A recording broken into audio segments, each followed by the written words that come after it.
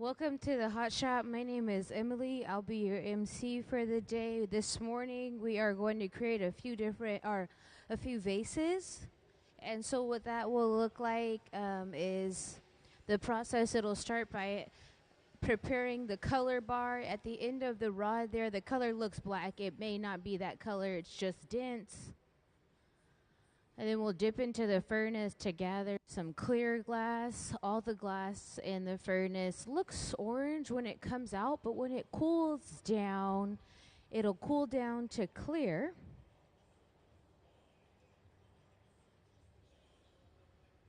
He'll shape the glass on the marvering table there, blow into the end of the pipe and cap it. And that will create a bubble in the end of the rod similar to the shape of a balloon.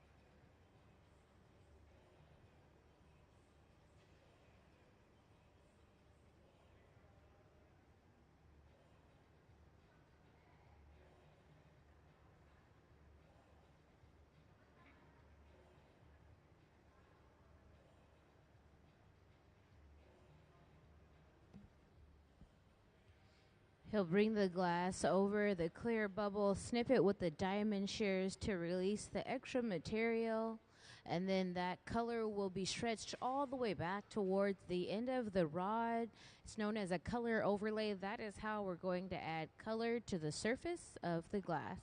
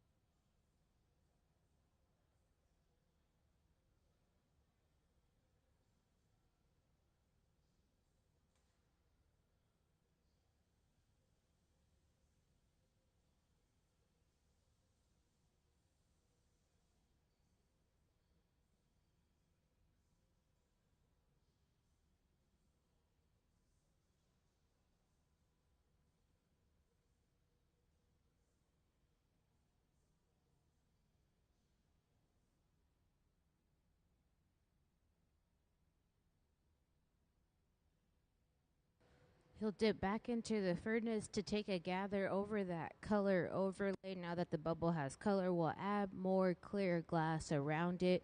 This will allow us to be able to expand the bubble so we can create the vase to the ideal size we would like. So we have a lot of clear and a little bit of color. It takes us a long way.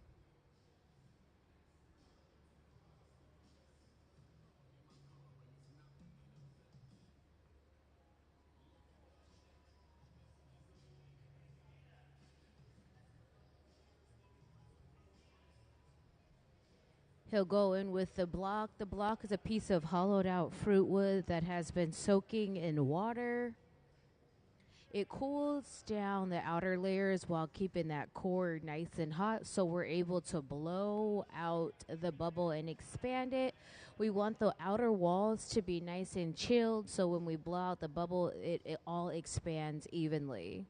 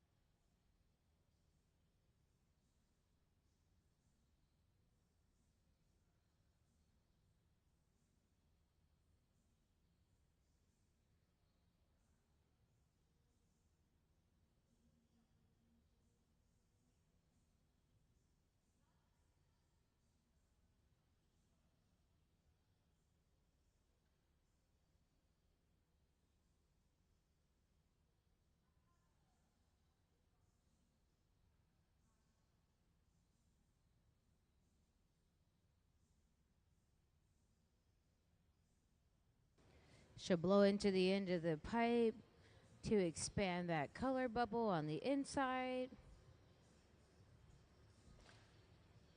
And that cloth like material, there's just papers that have been soaked in water, so it's just regular newspaper.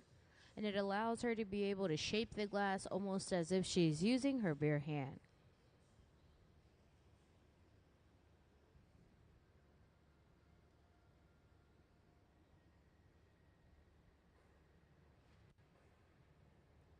We'll work in and out of these glory holes. They are reheating chambers. They are only designed to reheat the glass. They rest at 2,300 degrees and they're powered by natural gas and forced air.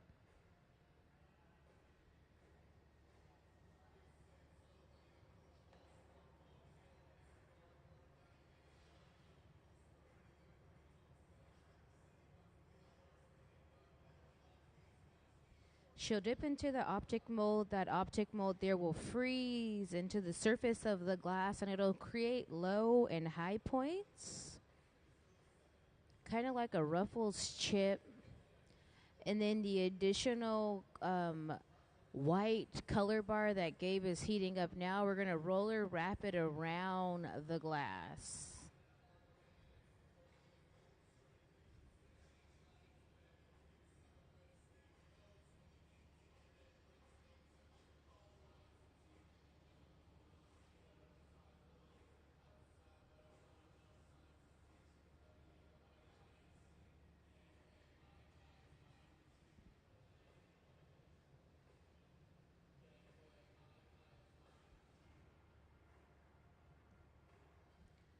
Whenever the glass begins, the pipe starts to get a little hot, we'll go over to the pipe cooler to cool it down.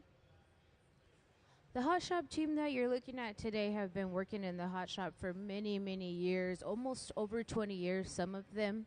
And then we also have apprentice, our interns. And so this team of artists are very skilled and they're able to create glass almost as if it's effortlessly being done.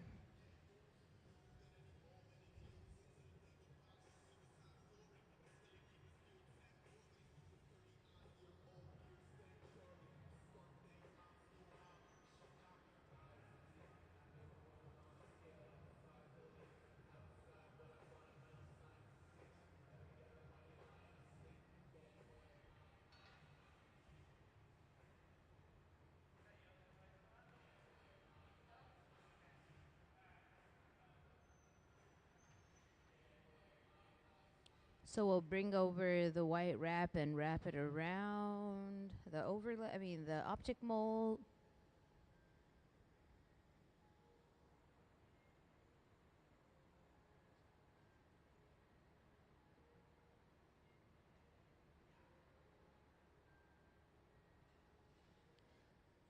We'll give it a flash, and then when she heats it with the torch, where the low points are, the optic mold will heat and release itself, and it'll only stick to the high points.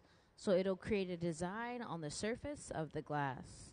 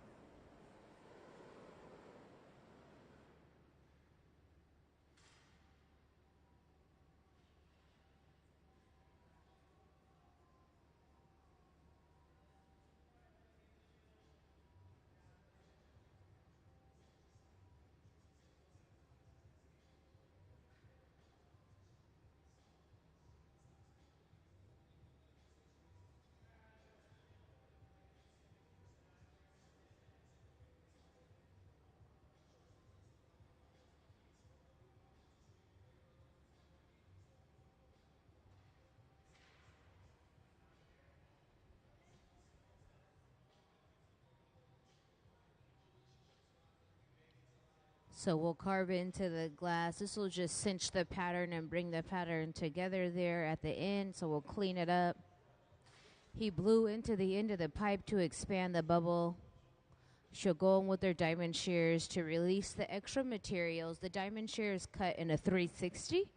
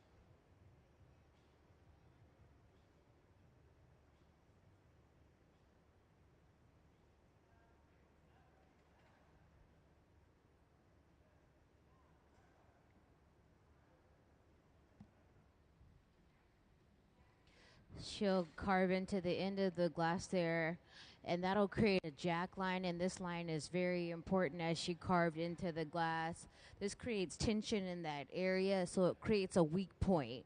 We need a weak point because right now we're working on the bottom. That weak point will allow us to detach the glass at a different point in the process so we can clean up the top.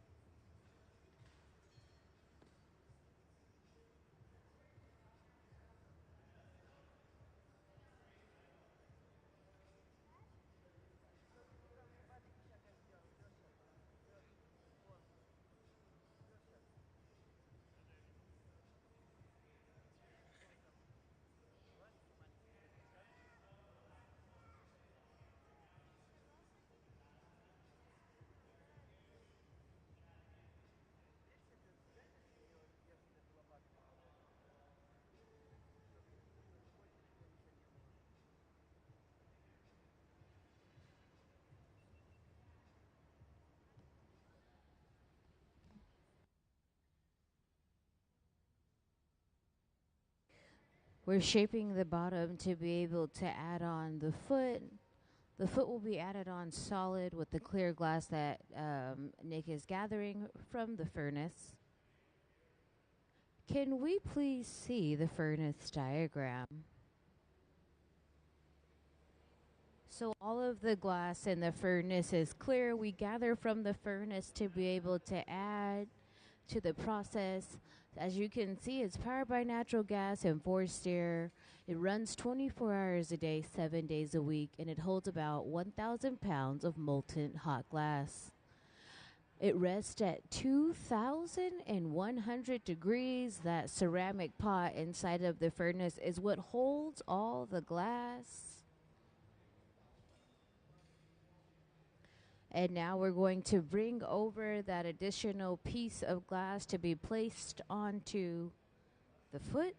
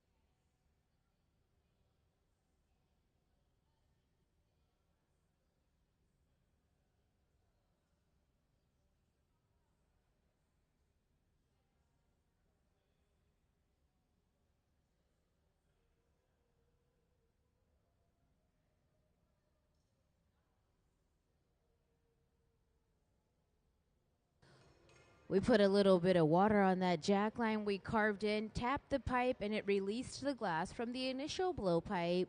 So now we can open up the lip and clean up the top portion of the vase.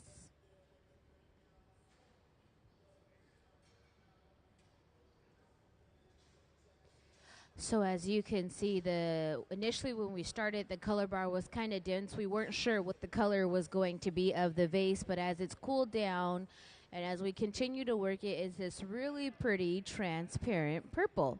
For those of you who were not here when we added color to the clear bubble, what we did was the color overlay process to be able to add color to the glass. So we heated a bar of color and laid it over a clear bubble. So can we please see the color overlay video for the guests that have just joined us?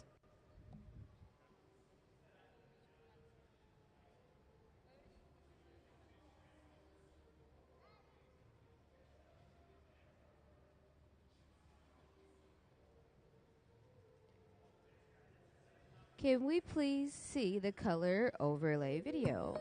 The color in glass comes from adding various materials to the mixture of raw ingredients called batch. Most of the colorants are compounds containing some kind of metal. For example, adding cobalt to clear glass creates a deep blue. Tin and antimony can be used to create white glass, and gold chloride can produce a rich red or pink colored glass. Colored glass is melted in furnaces, just like clear glass, and then is usually rolled into bars for storage and easy application. In order to apply color bar to a bubble, we first need to preheat the color to approximately 950 or 1000 degrees Fahrenheit in a color oven or garage. Once warm, the color is then picked up on the end of a punty rod using a little bit of clear glass as a support. The color is then heated in the 2300 degree glory hole to soften it and make it malleable, while another artist creates a small bubble of clear glass on a blowpipe. Once warm, the color is dropped over the clear bubble, and then using a variety of hand tools or the steel marver, the color is rolled back over the clear in an even layer. This process is called dropping color, or creating a color overlay. Depending on the project, that bubble is then usually gathered over with clear glass and blown into the final form.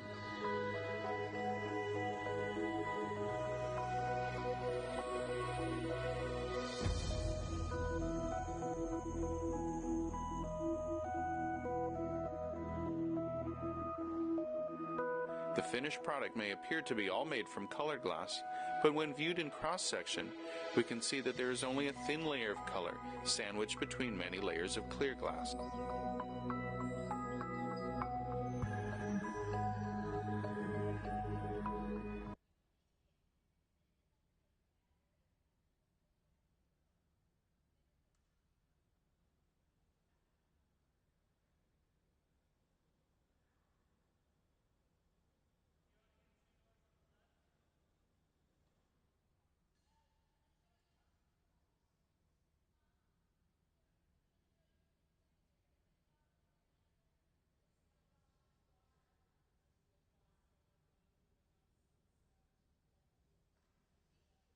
A little bit of water on the connection of the glass there. Tap the pipe. All right, we'll give it a torch. Let's give them a big round of applause for all their hard work. Clap it up. We'll torch it, and everything that we stamp made at MOG is made here in the hot shop and is available in the store. Stina will open the doors where it'll rest in the annealing oven overnight to prevent any sort of thermal shock. It has to rest in this environment because the inner layers are hot and the outer layers are cold, and so it needs to cool all the way down evenly together in the annealing oven. My name is Emily. We are making these really cool hieroglyphic wrapped vases here in the hot shop, which will be available in our store at a different point in time. We have a few events going on here at the museum, and that over this weekend we will have the walking tours. The walking tours are offered on Saturdays. and an education staff member will give you a tour of the downtown area and all the glass art in the area. So if you ever have any interest, be sure to look into signing up for a walking tour online. And then June 27th, actually, hold on. Yeah, June 27th and 29th, Trenton Kyocho will be the visiting artist here at Museum of Glass. So if you have any interest in coming to watch Trenton, be sure to come down the 27th and the 29th. That's this coming weekend. And so as we start the process again, we'll dip into the furnace as Nick has done and gather the glass. As we rotate the glass on the table, we'll cool it down to be able to blow into the end of the pipe and create a bubble.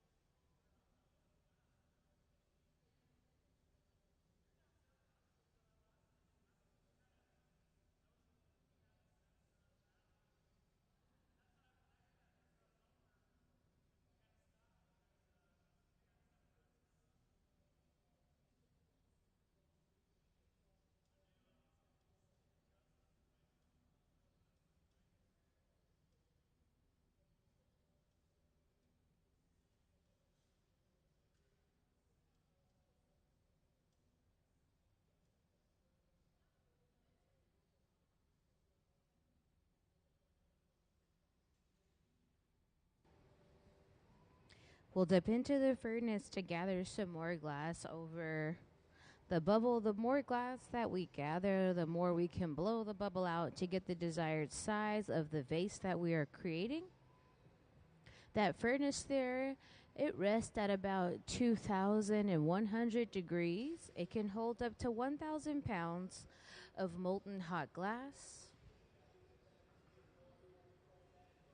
So dipping into the furnace, it'll start to get kind of hot, and so we'll have to go over to the pipe cooler to cool it down.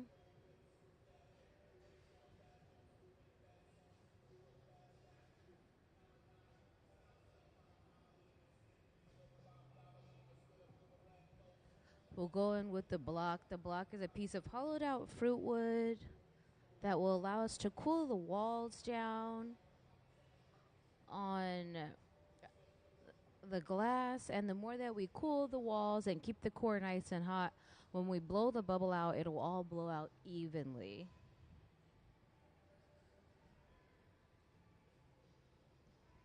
It all looks orange right now because it's hot, but when it cools down, it'll cool to be a really pretty transparent purple color. Then we're going to design the outside layers by adding white around it.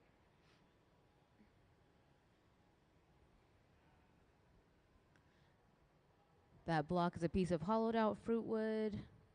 It has been soaking in water to protect the integrity of the wood and the surface of the glass.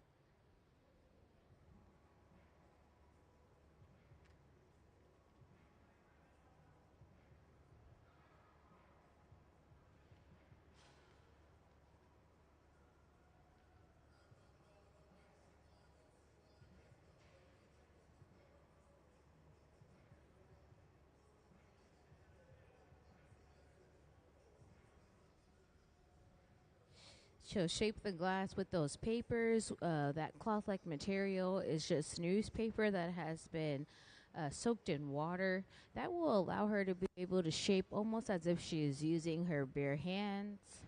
And then we'll go in and out of the reheating chamber. Can we please see the glory hole diagram? The glory hole there that she's getting the glass nice and hot in. It's powered by natural gas and forced air.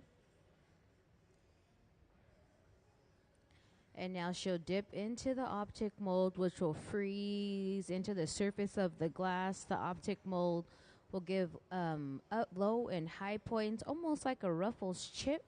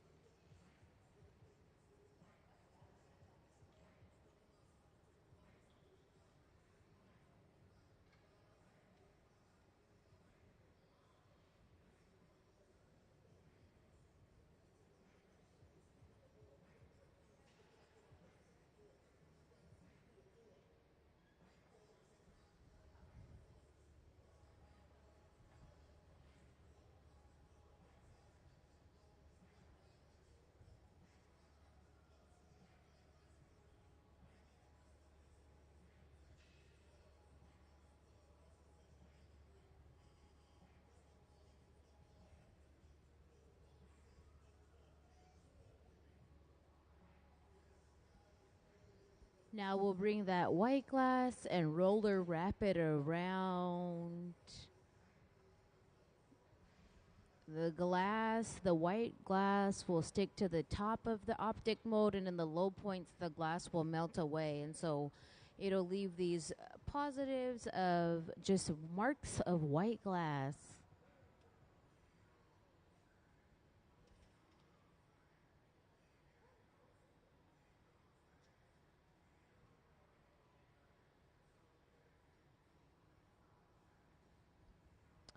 Can we please see the glory hole diagram? So as we go in and out of the glory hole, it's powered by natural gas and forced air, and it's only used to reheat the glass to keep it from breaking. That's the oven where she's heating that gather of glass currently. It's resting at 2,300 degrees. And the hollow fire brick within that barrel can withstand those very high temperatures. Thank you. She'll go in with the jacks to clean up the pattern that was added. So as she squeezes her grip, the jacks will carve into the glass to help separate the additional bit of glass that we want to remove from the vase. And then the diamond shears, they cut in a 360.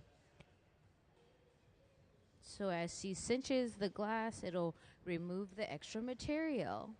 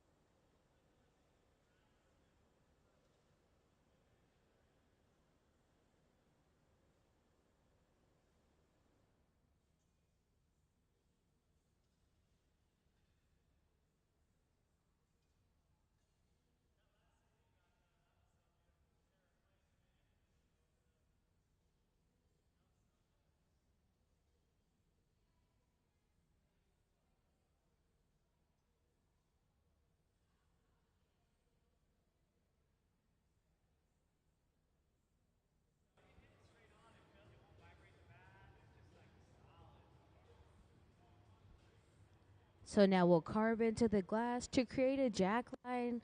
This is a line of tension. It indicates the end of the pipe and the beginning of the piece. So as we squeeze, as she squeezes her grip with those jacks, those two blades are carving into the glass to create a weak point.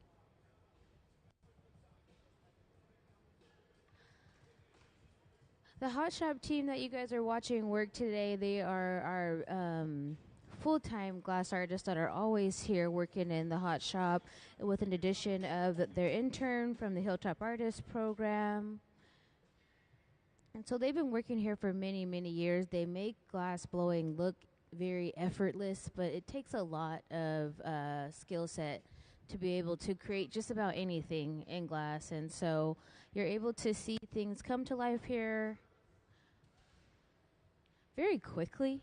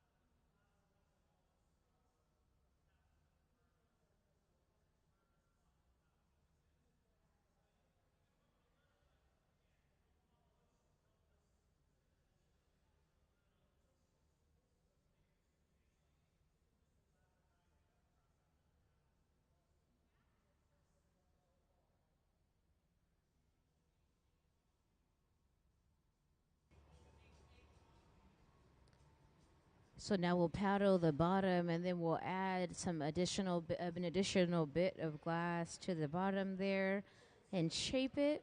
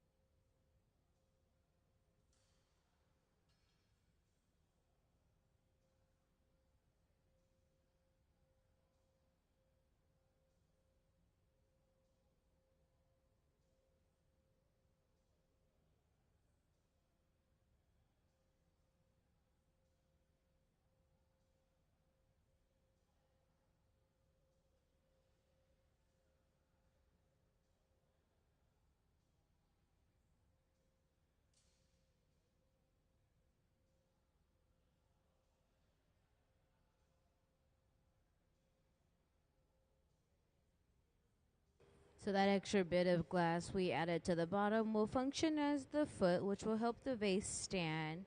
We're making a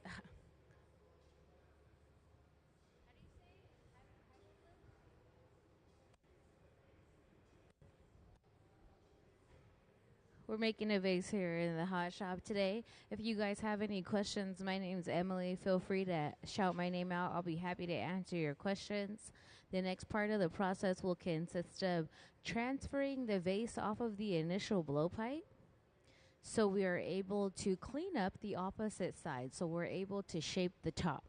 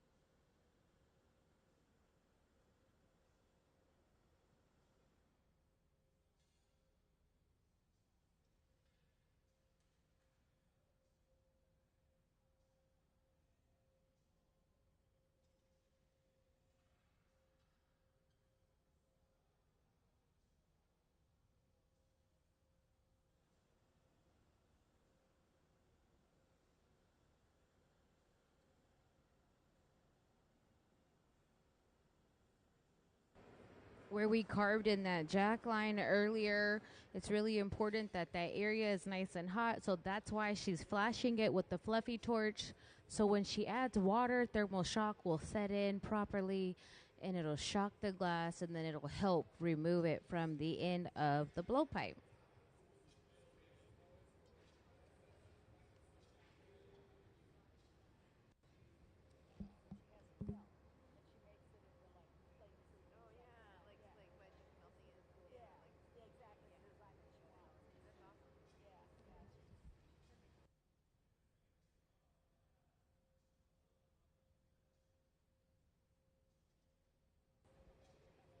So we'll add a little bit of water to the jack line. Tap the pipe and the glass will break away from the end of the blowpipe. So now we'll get that lit portion of the vase nice and hot, so nice and orange. And then she'll be able to clean it up to make it even at the top.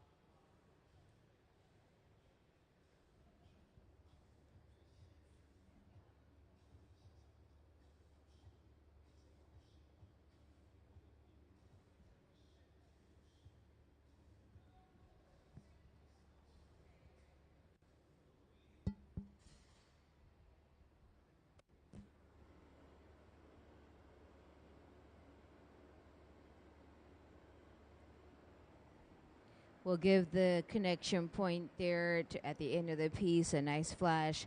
We're going to need to add the water again to the connection point to release the glass from the end of the pipe, and so she'll flash it with the fluffy torch just to make sure that it's nice and hot in the area. That portion of the piece, when we reheat the glass, it goes into the reheating chamber last and it comes out first.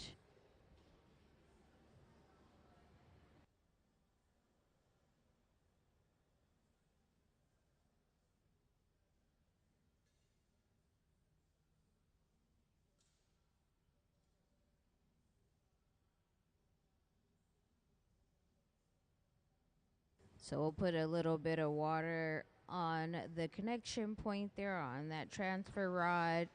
Tap the pipe. The glass will break off. Let's give them a big round of applause for all their hard work. Clap it up.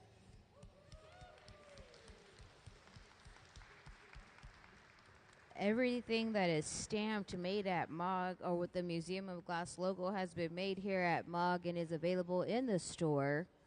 And then he'll put it into the annealing oven where it'll slowly cool down overnight to prevent any sort of thermal shock. My name is Emily. We're going to do it all again, and if you guys have any questions, feel free to ask questions. You'll be able to see how the glass gets colored when you watch from the beginning of the process to the end. It's always really fun to see the end result, as you don't know how it will come together, but watching the process unfold is super exciting here in the hot shop. It'll start by dipping into the furnace. Can we please see the furnace diagram? The furnace is that large silver tank there with the black door. It's powered by natural gas and forced air. It runs 24 hours a day, 7 days a week, and it can hold up to 1,000 pounds of molten glass. The furnace rests at 2,100 degrees. That ceramic pot inside of the furnace is what holds the glass, and it's best that we just allow the furnace to continue to run, because if we were to turn it off and on, we could compromise the integrity of that pot and crack it, because when glass cools down, it shrinks. And so we don't want to have to wait 3 days for it to heat up or 3 days for it to cool down. It's better to keep it running. Thank you. So as he dipped into the furnace, he then will blow into the end of the pipe to create a bubble at the end of the blowpipe. The additional piece of glass that Gabe is rotating on the marbling table, that is the really beautiful transparent purple color that we were able to see when they were done. And so as you can see, it starts orange when they heat it up because it's hot.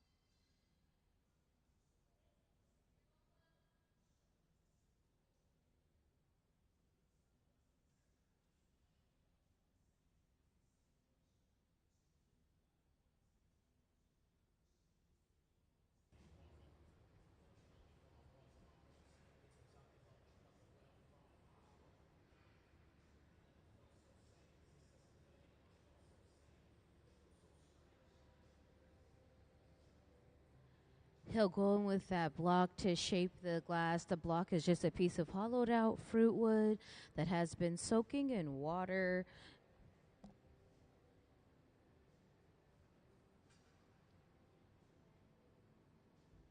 We've laid color over the bubble.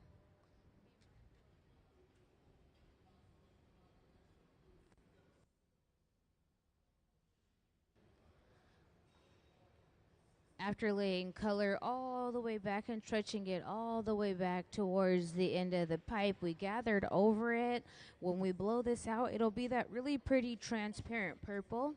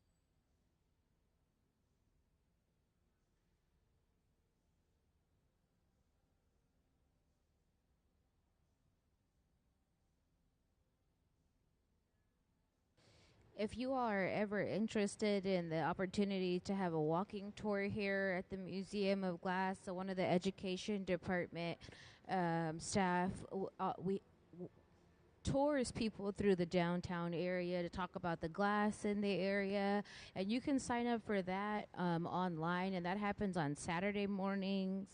And then also, we also offer our Hot Shop Heroes program, and this is a program designed to help military members that are aligned with the VA with free glass making courses. And so it's 8 courses that are art therapy courses to be able to reacclimate veterans and VA aligned military personnel back into social group settings. And so if you're interested in taking a Hot Shop Heroes course, be sure to go online and learn more about the Hot Shop Heroes program to be able to sign up. Or if there's somebody that you know that could use art therapy, be sure to sign up online to get into the class.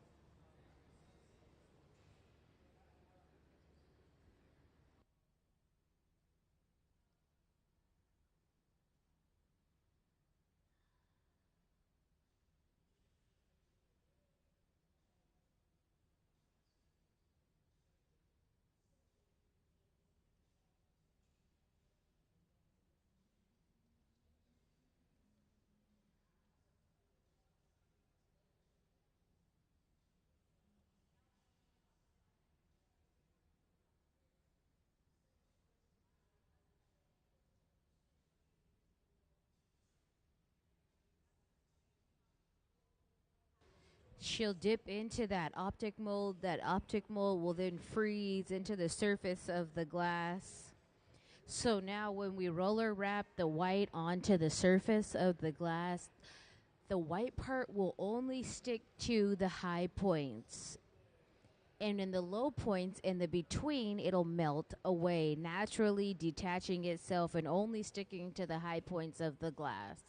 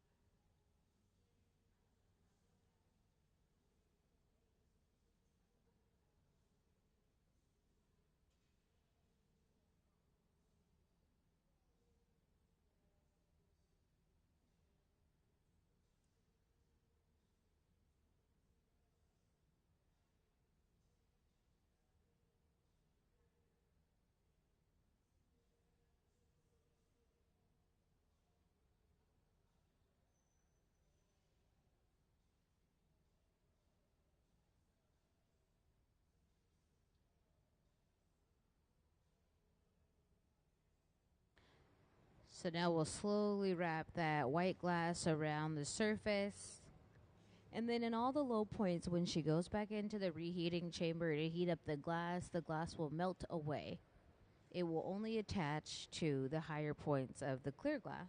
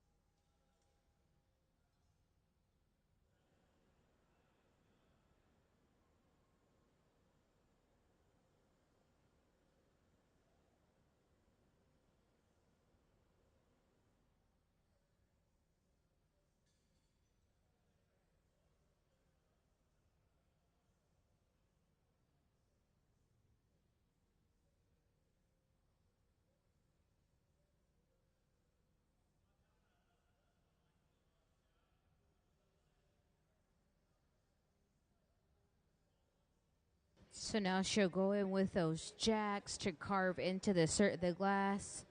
Those jacks will help separate the bubble from the end of the blowpipe there. This is known as carving in a jack line. It's a line of tension, which will indicate the end of the pipe and the beginning of the piece.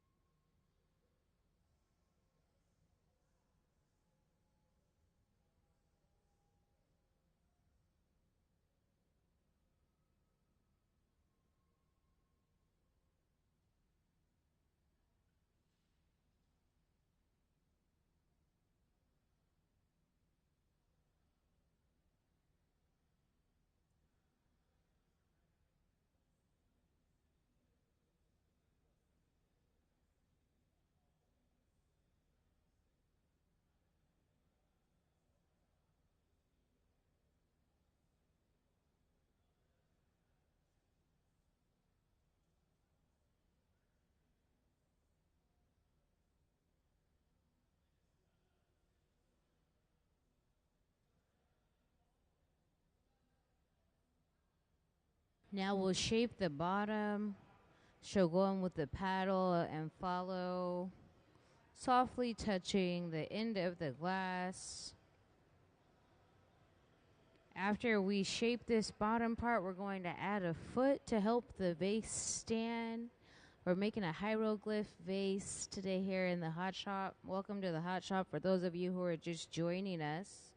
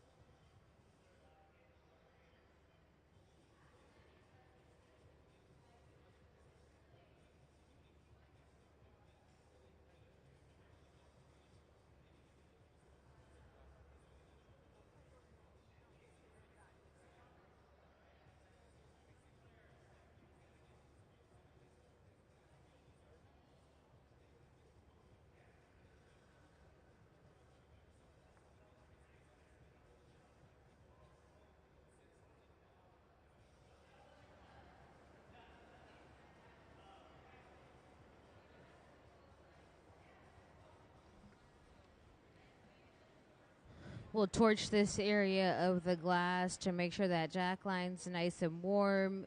We'll prepare the, actually this portion goes into the reheating chamber last and comes out first. And so we're just giving it a nice torch to make sure that it's all evenly heated throughout.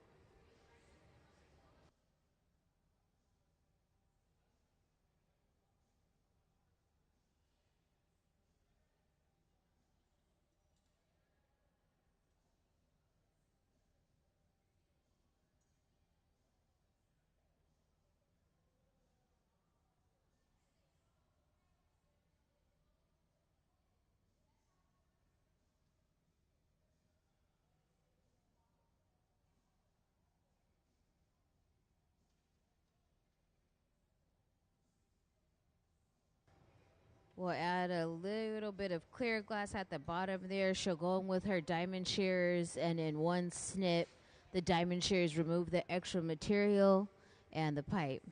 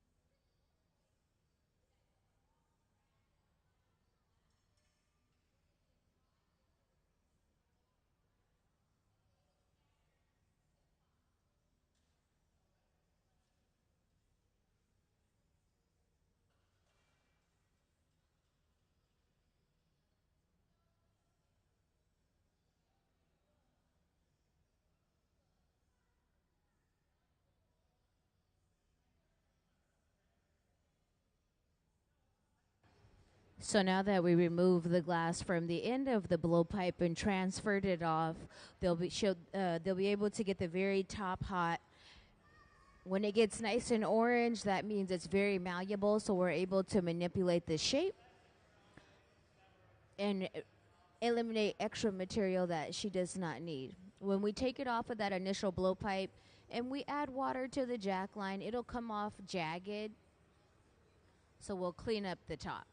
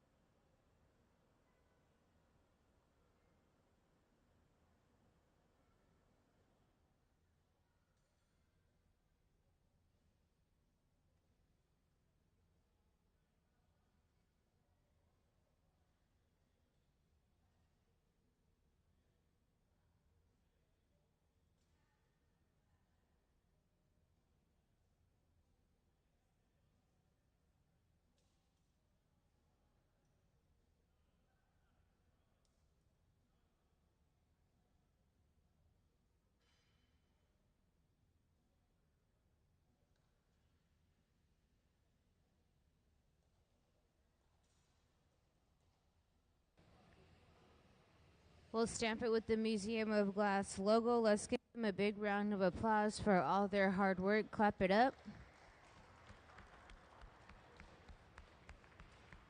And then into the annealing oven, it'll rest until it cools down overnight to prevent any sort of thermal shock, because those inner layers are warm and those outer layers are cool. And so in that oven, it'll slowly come back down to room temperature. We'll do the whole process all over again in just a moment. My name is Emily, and if you all have any questions, feel free to ask. I'll be happy to answer your questions.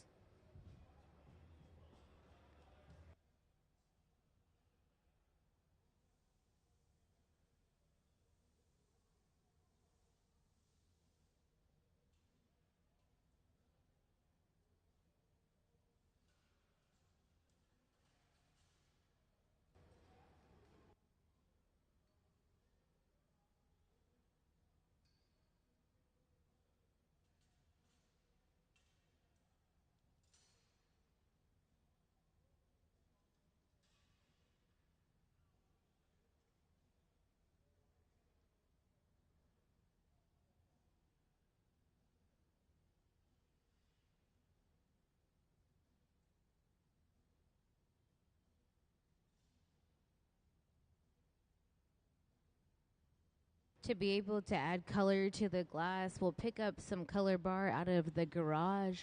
The garage is an oven where glass is held at a steady temperature to be worked into the process.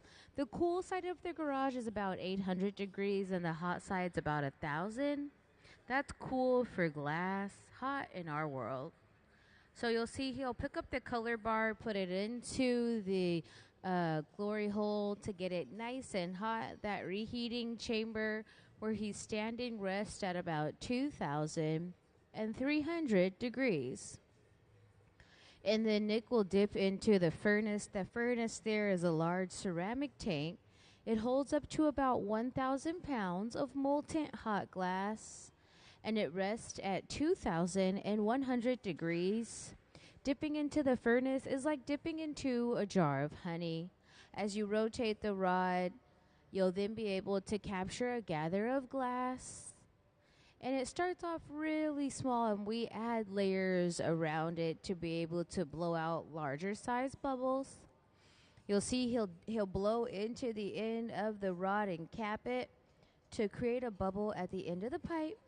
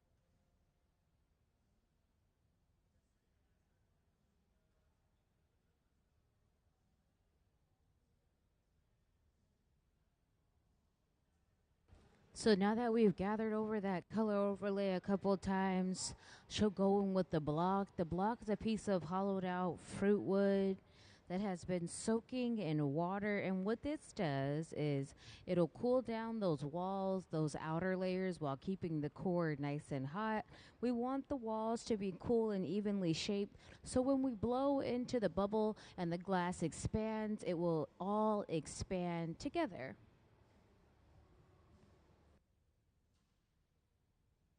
As they work in and out of the glory holes, these glory holes are designed only to keep the glass hot.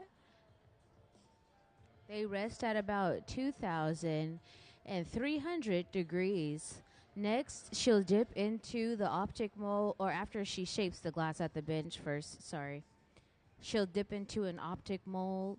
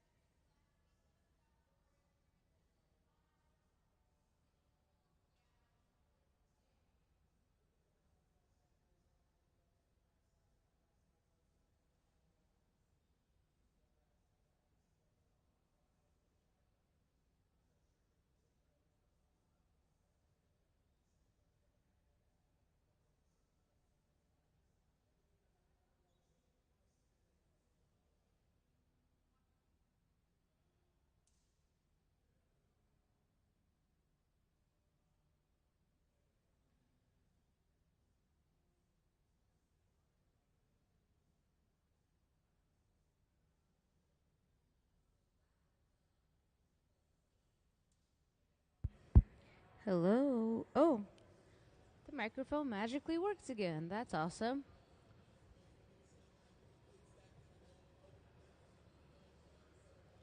So now here on the right side of the hot shop, we'll get this white color nice and hot. We're going to roller wrap it. We're going to wrap it around the main piece here in the middle. So the main gather that we have, the bubble. This will add, we are making a hieroglyphic vase. Welcome to the hot shop. My name's Emily, and if you guys have any questions, feel free to ask. As she shapes the glass with that block there, that is a piece of hollowed out fruit wood that has been soaking in water.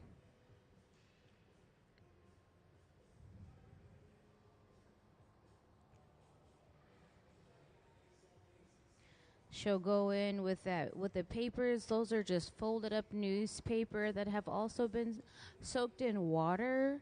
And that will allow her to shape the glass almost as if she is using her bare hands.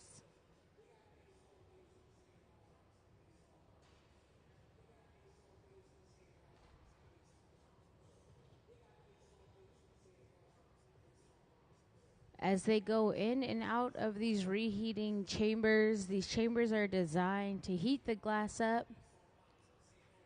They're powered by natural gas and forced air, and they rest at 2,300 degrees. After she gets the glass nice and hot, she'll dip into the optic mold. The optic mold will create low and high points in the glass, kind of like a Ruffles chip. It'll give it ridges.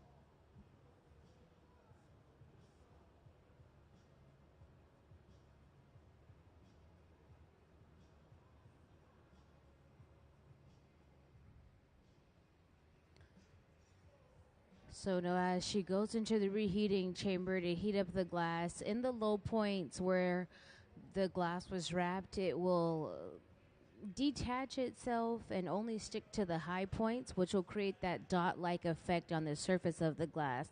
You'll be able to see it a little bit better later as they blow out the glass.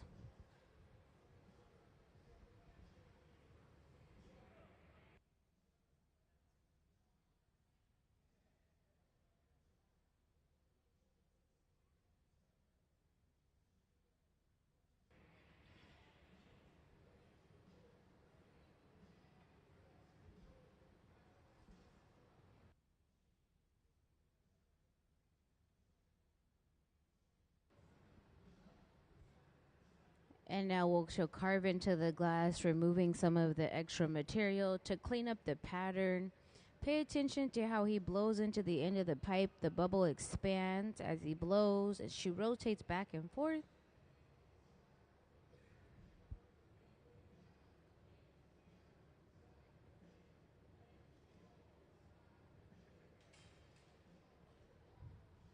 Those diamond shears cut in a 360, and so as she cinches the glass, she'll be able to remove the material in one snip.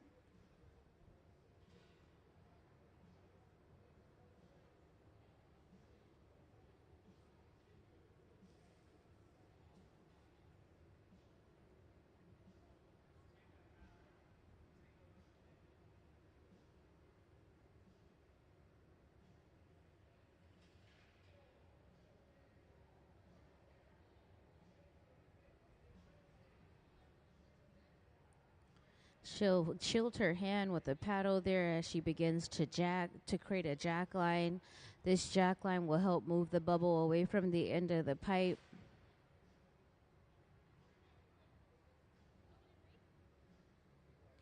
It's really important that she shields her and follows her as she shapes the glass because of all the radiant heat, coming from off of that glass. It's above 2,000 degrees. And then in with those jacks again to carve in that jack line. The jack line helps indicate the end of the pipe and the beginning of the piece.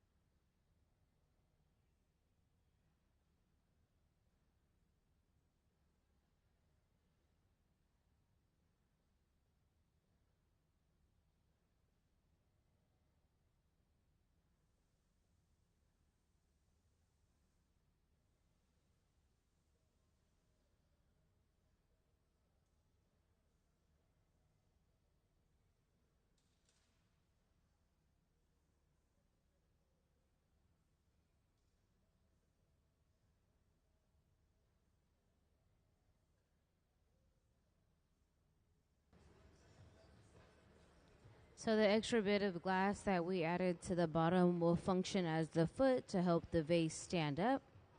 Next, we're going to connect an additional rod to the bottom of the vase.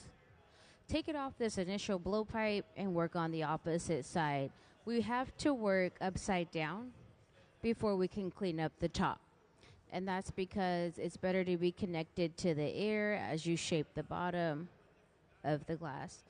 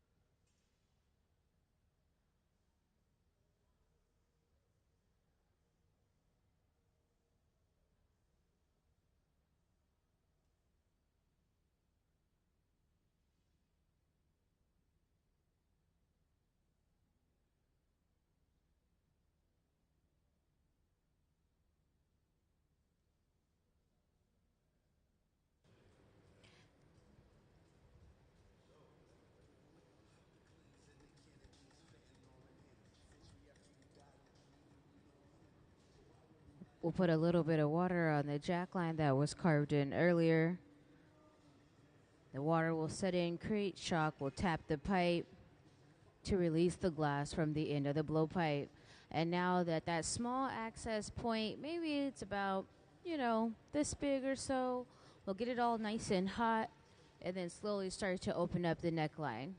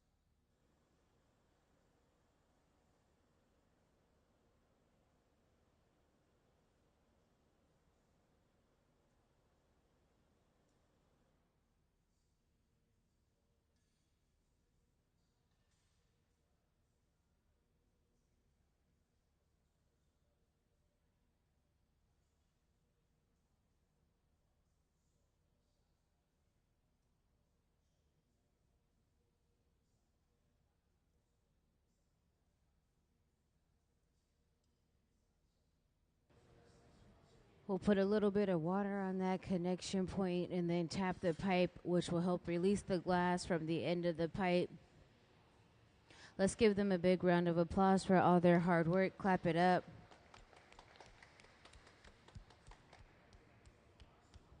It'll go into the annealing oven where it'll cool down overnight to prevent any sort of thermal shock. Those inner layers are nice and warm and those outer layers are cold, and so we'll let them all come down together.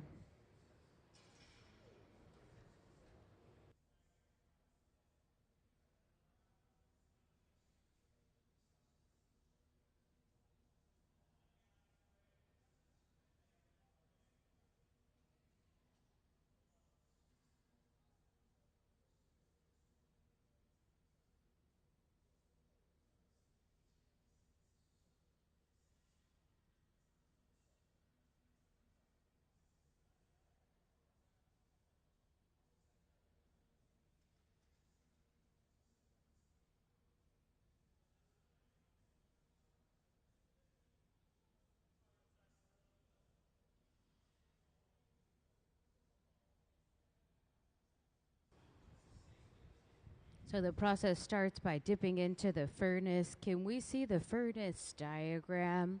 The furnace is the large ceramic tank there with the silver bottom and the black door. It's powered by natural gas and forced air. It runs 24 hours a day, 7 days a week. It can hold up to 1,000 pounds of molten glass, and it rests at 2,100 degrees. So when you dip into the furnace and you rotate, you're able to capture enough glass, a good little gather, and blow into it to create a bubble similar to the shape of a balloon. Thank you. On the right side of the hot shop, he's blown into the end of the pipe to create that small bubble. And as you can see, these vases start off really small, and then we are able to expand them by adding more glass in layers. It's very much so like an onion. It contains a lot of layers to the process to get to the final result. So Stina is heating up a piece of color bar. That color bar is, it's just kind of like a piece of chalk, but it's glass. And so once we get that really hot, it will appear to be orange, but when it cools down, it'll be very similar to that really beautiful vase that you just watched them put away.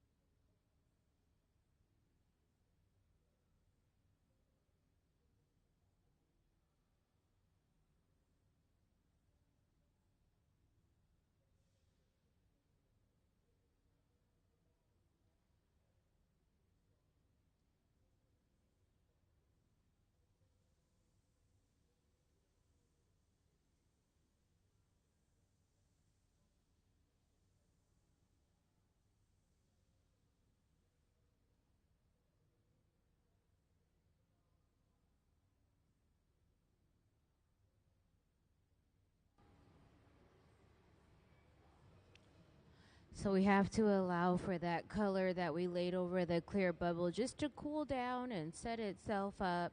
And then we'll go back into the furnace to gather more glass around the color. And so it looks like it's all one color when it cools down after we blow it out, but really we add a lot of clear around a color bubble. And that's because it's better to use a lot of clear and a little bit of color because um, we don't house all of the different furnaces of different bits of color. And so it saves us money to be able to use a little color and a whole lot of clear.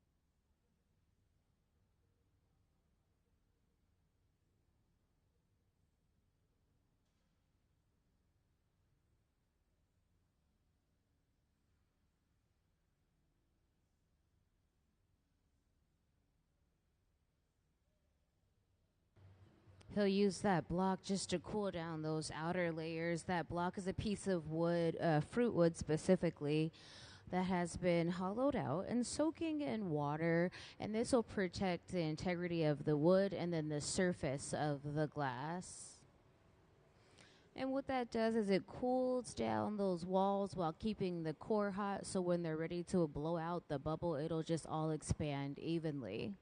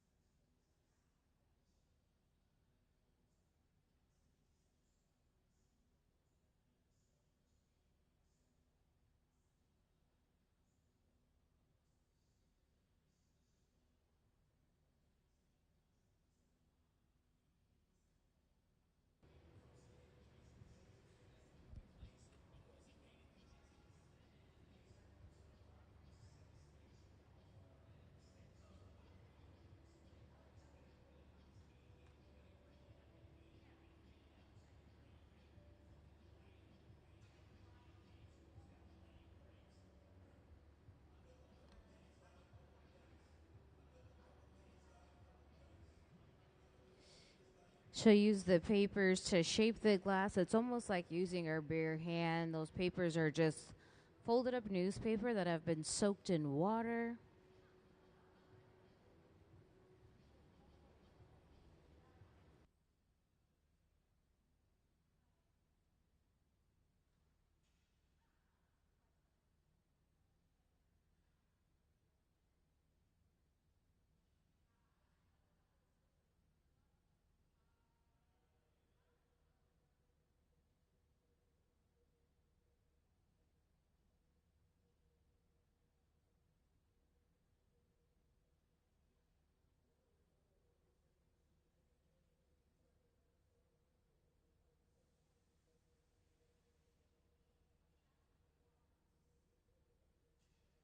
And then she'll dip into the optic mold after coming out of the glory hole. This will chill and it'll freeze into the skin of the glass. The optic mold will create low and high points, kind of like a Ruffles chip.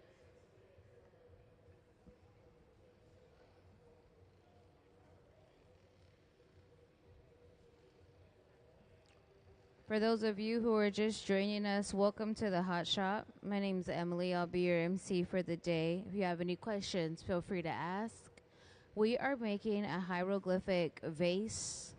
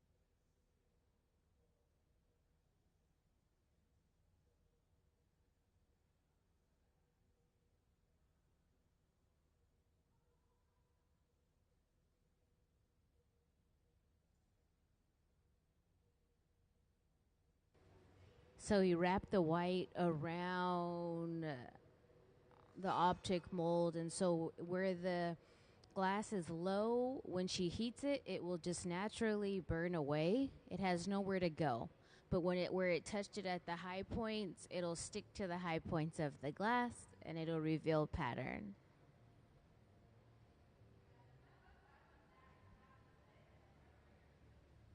The Hot Shop team that you're watching work today, they've been working here in the Hot Shop for over 20 years, and so they make the process look very, very easy, but they're all really great at what they do. Visiting artists that apply to work here seek after coming to work with the team to bring their visions to life. It takes them maybe, just one try to get something like simply from an illustration perfectly done well. And so now she'll go in and start to cinch the glass to clean up the pattern on the bottom there. So as she carves into the glass with the jacks, she'll then reinforce where she carved in with the diamond shears. The diamond shears cut in a 360 to eliminate any extra material. The tools that we use during the glass making process are specifically designed for glass making.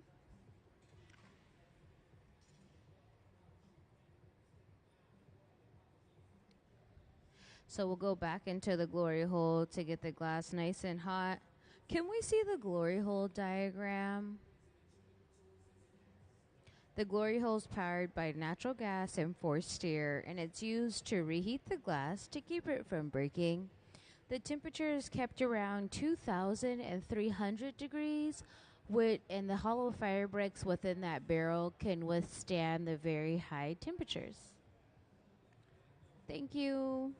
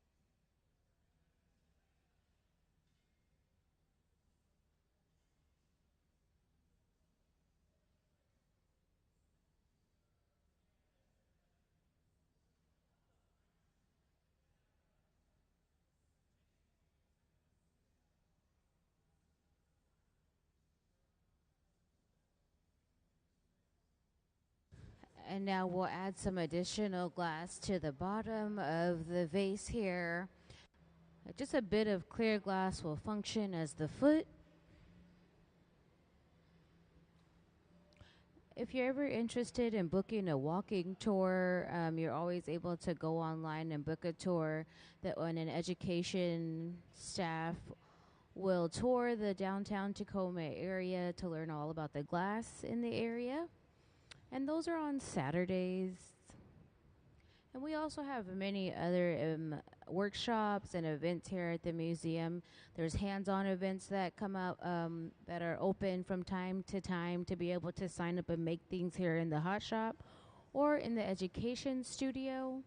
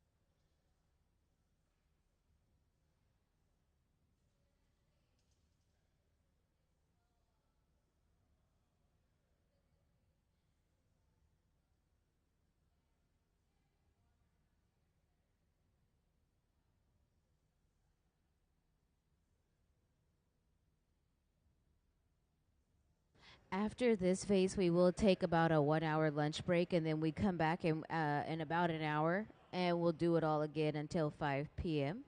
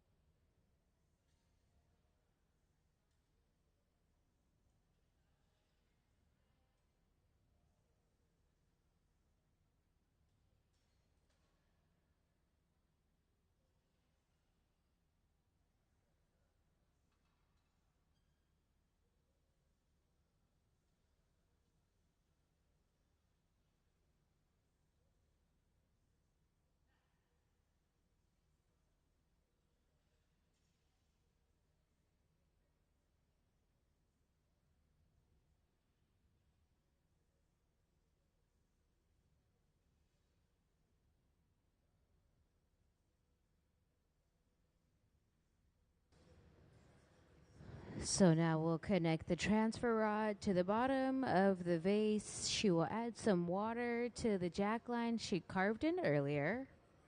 Thermal shock will set in, and when she taps the pipe, the vibrations will help release the glass from the end of the blowpipe. A little water, tap it, and now she'll be able to clean up the neckline, which means she'll get the glass very, very hot there at the tip. Whenever the glass looks orange, that's when we know it's malleable. It's very soft. We can manipulate it.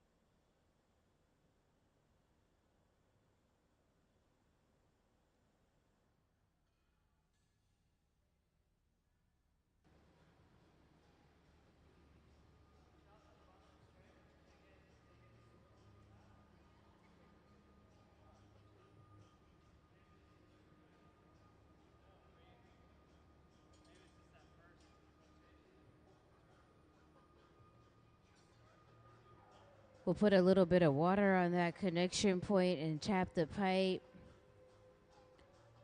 After we put this piece away, we will take a lunch break. We'll come back in about 1 hour. We'll tap the pipe and stamp it with the Museum of Glass logo. Let's give them a round of applause. Clap it up.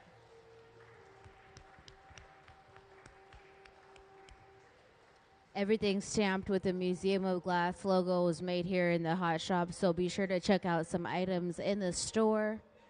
We'll be back in about 1 hour. It'll rest in that annealing oven overnight to prevent any sort of thermal shock. We'll see you guys in a few. Thanks for hanging out with us here in the hot shop.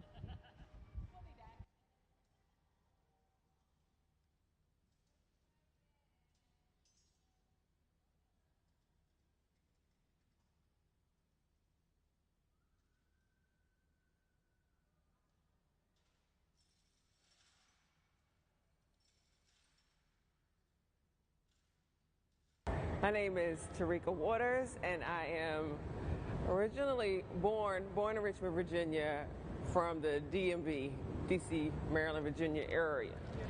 I am making a windshield for my rocket ship. So I have a solo exhibition coming up at the Seattle Art Museum. It opens May 7th, and one of the featured pieces is a giant powder pink colored rocket ship. I've been working on a series of ball barrettes over the years, some various mediums. My recent series, they were all done in glass. So the task here is to create a windshield for this rocket ship that kind of favors and lends to some of the those rounded organic shapes that are heavily featured in the exhibition. These ball barrettes have significant meaning. This rocket ship houses two pairs on either side, and so the windshield will essentially be an amalgamation of a spherical element, similar to like if you would blow bubbles at the end of that wand, where those bubble clusters just kind of come out and just fall alongside the wand, just kind of going for an organic shape. When I found out that I was going to be doing a solo exhibition at SAM, they wanted to give me enough time. I create immersive installations, so that requires a lot of planning and building out and that sort of thing. But when the year was 2025, that meant a lot of things. So I just knew that, hey, we're here, 2025. The exhibition is called Venus is Missing, and it's rooted back in my early childhood days in Richmond, Virginia, and it's focused on a specific time.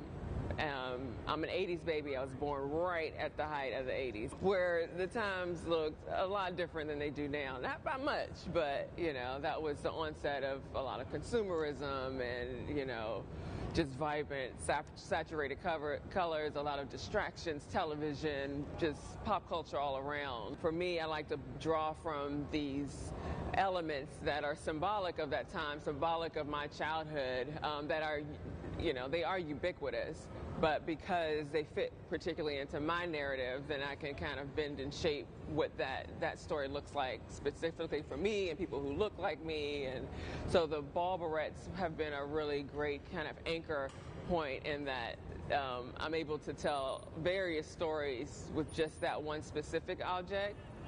And thinking about my 6-year-old self sitting on the carpet, we only had 3 channels. We couldn't afford cable. That was fancy. People don't even know what I'm talking about when I talk about cable. But just that space of play and imagination when you're surrounded by a lot of adult things where you just don't understand all of what's happening, why all these things are happening, and you're self-soothing, So with the show at SAM, I'm finally able to budget for a team of folks that can come in and help.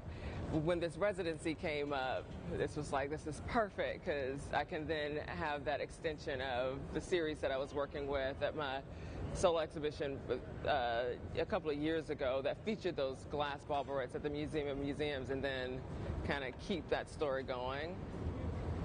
I think after Sam, this might put the cap on the ball barrette series. Like, I'm just trying to complete this circle, no pun intended. Everything is, I feel like Sesame Street, brought to you by a circle. Yeah. My name is Corey Pemberton, and I'm from Los Angeles, California. I'm a painter and a glass blower. I dabble in textiles, and I run a nonprofit. This week at the Museum of Glass, I am working to translate some quilt patterns that I've been studying into glass Marini patterns, making some intricate sort of tiles that will eventually adorn the surface of some vessels. This whole interest started when I was gifted a book called Sweetgrass by Sonia Clark, who was the department head at Virginia Commonwealth University, where I was going to school, and it was about those sweetgrass baskets. She knew that I was looking at them and was vaguely interested, and that act of her giving me that book or turning me on to that text felt in a way like I was being given permission to investigate my African roots.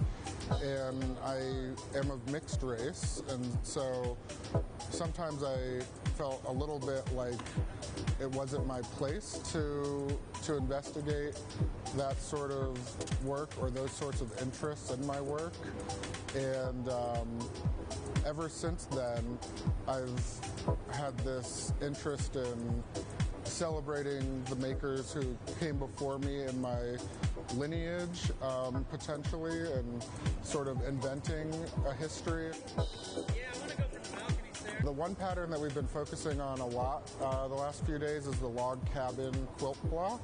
So on the Underground Railroad, there was this block that if you saw it on a quilt that was, say, hanging from a clothesline or on the outside of a barn or a home, you knew that that was a place that would be safe for you to stop and rest on your journey to freedom. And so I'm looking at that particular pattern and seeing how many different variations I can get by switching up the colors and the rotation of the Marini tiles. I also have a painting practice, so I do a lot of portraits and interiors of people who have historically not been included in the conversation in galleries and museums in terms of historical portraiture, people whose bodies fall outside of that, and who are typically depicted in moments of trauma or being extraordinary. I try to show people just existing. It's just been a really amazing opportunity already. We're only halfway through, and you know, I knew it would be special to have this amazing team here at the museum work on my designs, but there's all these little things I didn't anticipate, like how the work and the designs would develop with the minds of all of these craftspeople. You know, they're not just technicians, they all have their own background in art and in craft that is informing the stuff that we're making this week. And so yeah, I'm going to leave with a lot to mull over and expand upon, so I'm really excited about that. I've got a lot of things sort of on the horizon. One particular opportunity that I'm really excited about is an exhibition at the Mint Museum in Charlotte, North Carolina. I'm also doing a lot of work through the nonprofit Crafting the Future that I co-founded and am the director of. We have an event series called Better Together. The last time I was on this hot shop floor was for the closing demonstration for the Tacoma Glass Art Society conference. We've got one coming up at the end of this month, actually, at the Pittsburgh Glass Center. So getting ready for that, really excited. We'll have a team of black and brown craftspeople coming from across the country to celebrate one another and invite the public in to learn about glass making through our lens. So those are a couple things that I'm really excited about.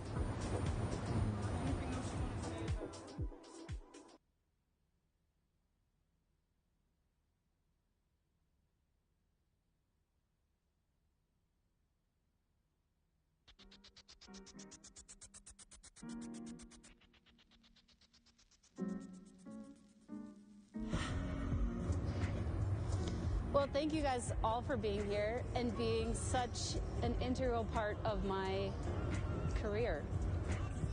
I tried to narrow my focus down to, it's basically two ideas. Stop. Yep. Do you guys all understand cameo engraving?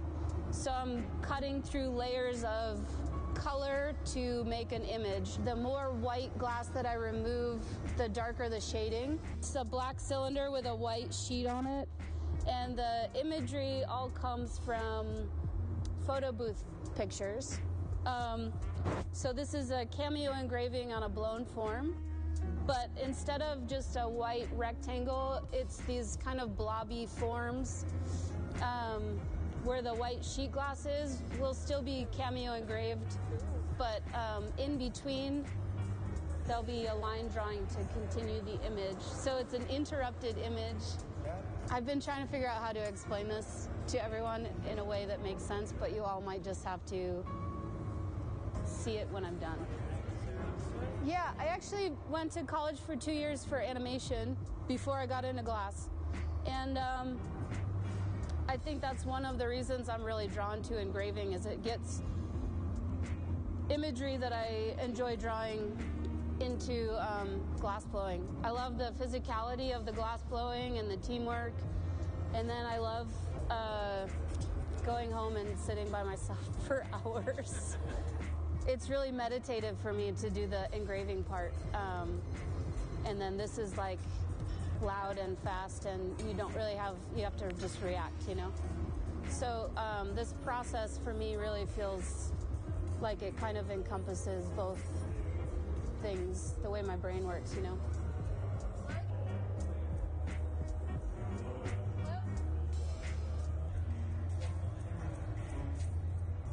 A little blowing.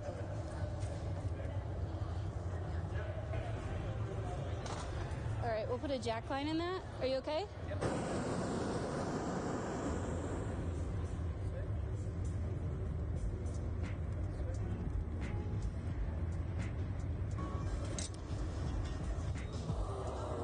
Yeah, I just want to blow it up now, Nick. Okay. How do you feel? Good. Okay. Yeah, do you want torching or anything?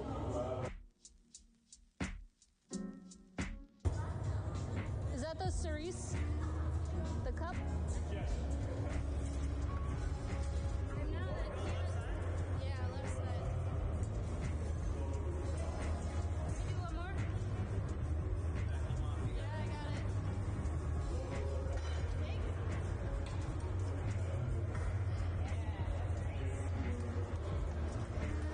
Yeah, Sarah, that's a great one. Hi, my name is Benjamin Cobb. I'm the hot shop director and one of the glass blowers here at the Museum of Glass.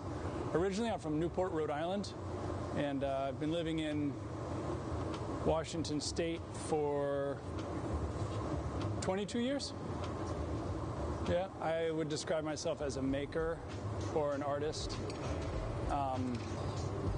I pursued glassmaking in art school as a material, and then I was always interested in the process of glass blowing, the pursuit of sort of technical excellence, sort of a lifetime learner, if you will, and a problem solver. So I like to have all these techniques sort of packed away in my brain so that as I think about what I want to make, I might be able to pull from that to realize my ideas. I spend a lot of time outdoors with my family. We spend a lot of time on the water, fishing, hiking, camping. So a lot of time to take in sort of the natural wonders, as it were, and be inspired by them. Very lucky to have Olympic Color Rods sponsor me this week, and use this time here at the Museum of Glass to experiment with those. And one of the things I've been wanting to try for a while is layering up three colors. The pieces that we were working on today it's sort of a general leaf shape. with a bunch of lines in them to sort of represent sort of that visceral systems that you see in the leaf. I'm not trying to recreate those things, just inspired by it. The microcosm of things that are around you and sort of blowing them up to draw attention to those details. When I first started showing work, I made a variety of things that were sort of based on human anatomy. So I came up with this idea. I started making these forms that were sort of these abstract stomachs. They're very slick, modern-looking pieces. When I first started sort of making these, it was two colors, right? So a transparent over an opaque, and you get this hyper-saturated surface. But that would just make the interior that one opaque color, which was typically, in this case, it was blue. So I wanted to figure out how to add something more in there. So the interior of this thing is this bright yellow, and then there's an opaque blue, and then there's a transparent blue. That modern form is kind of stuck on a pedestal. Somebody might see it across the room and walk over to it and be like, wow, that's really cool. And they read the title card at the base of the pedestal, and you can see their sort of demeanor change when they read the word stomach. They would get like, ooh, they kind of cringed. And I don't know, that was almost more interesting to me than the actual work. I don't know if creative control is not the right word, but I have a lot of input on the creative direction of the museum, from developing the Visiting Arts program, working with curatorial closely. Is having a full-time job sometimes limits your focus on your personal work. So I think over the past 22 years, this might be my third residency here.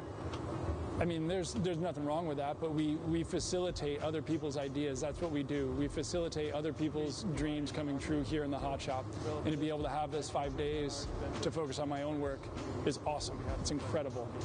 The folks that are on the floor with me, Kristen Elliott, Gabe Feenan, Sarah Gilbert, Nick Davis. This week, also Sayuri Fukuda has come down to help. There's a few others that are coming up this weekend. I mean, it's awesome. And they're all here to help me realize my ideas. And that's so special.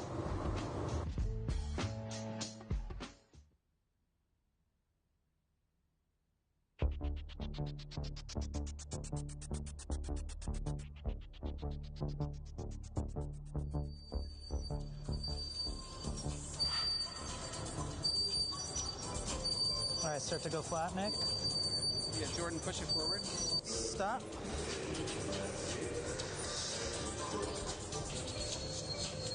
Yeah, I got a little bit of an angle there. Just give it a light one. We got to sandwich it one more time. Whew, I got to put a glove on. Oh, I said it's like punting it up on the inside.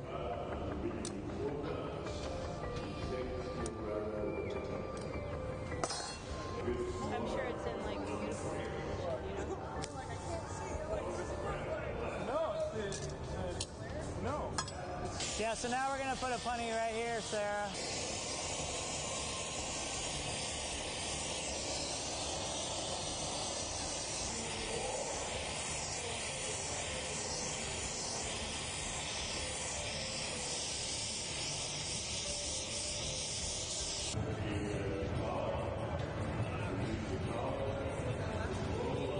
Ben, you wore cargo shorts so long, we can come out of style, in style, and back in style.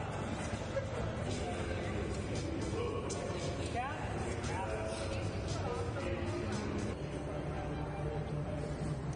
I could have kept it. I'm going to need some ramage. Rammy.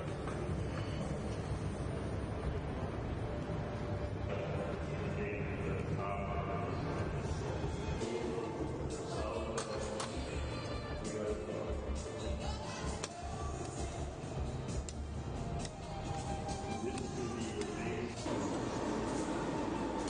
can call me Nancy.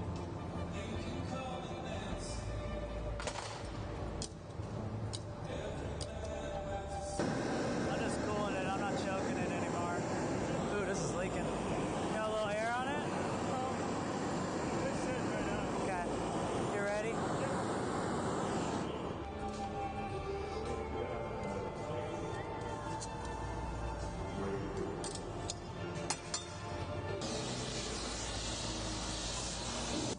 Flip.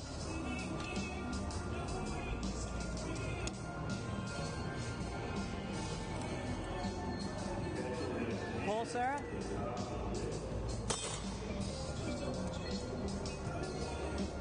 Keep pulling. Good.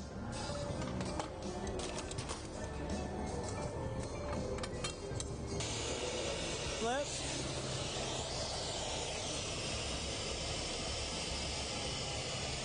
Take it. I got it. To the side. Go up again. To the side. You can go this way, Ben. Either way. Nice. Flip.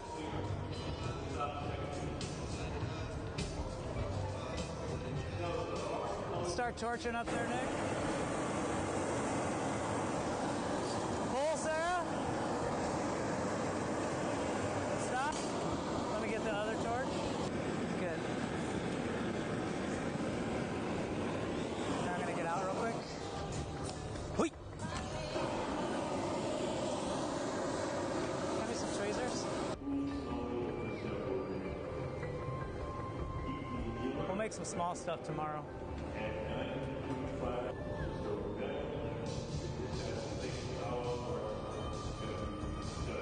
I'm okay, Nick. Let me just look at it.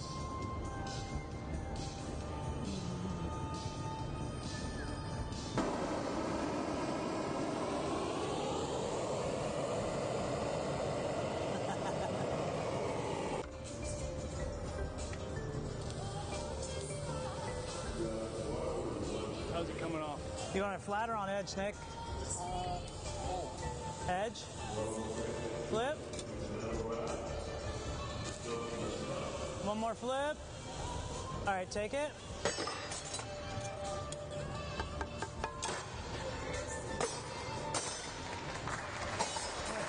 Oh, nice job, dude. Oh, I just want to watch what happens here.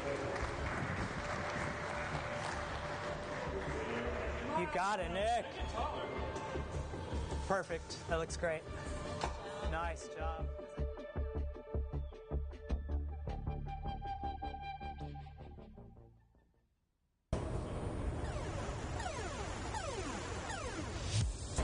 My name is Eleanor Anderson, and I currently live in Hamtramck, Michigan, but I'm moving to Portland, Maine.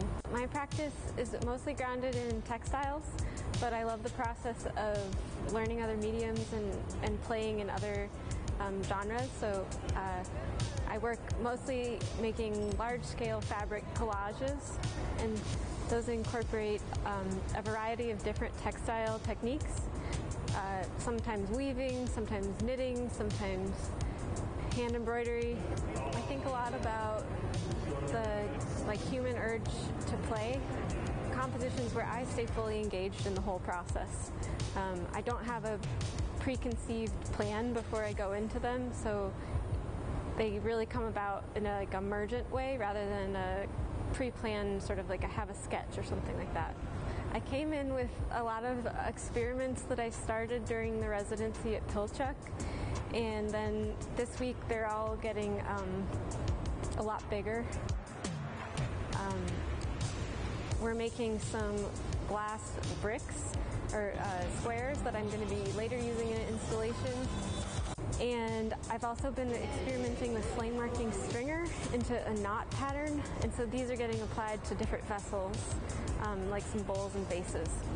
I think this afternoon we're going to do a smushed cup, a bunch of cups that kind of get compressed.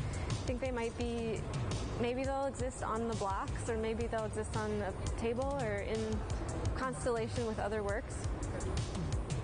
But I just love that.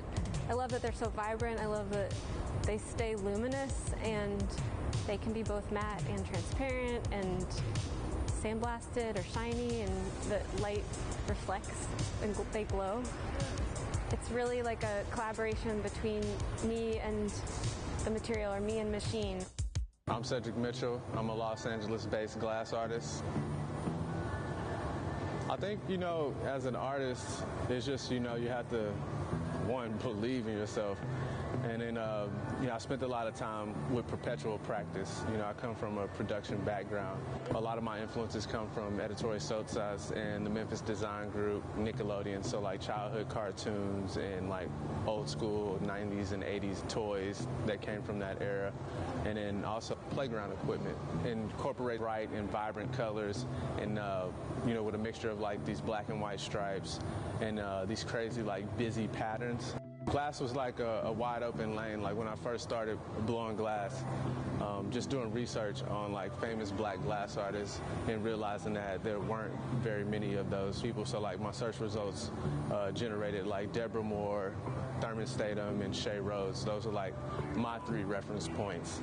And then just realizing that needs to change. So instead of like looking into them, it's just like becoming one myself. I was like, so it's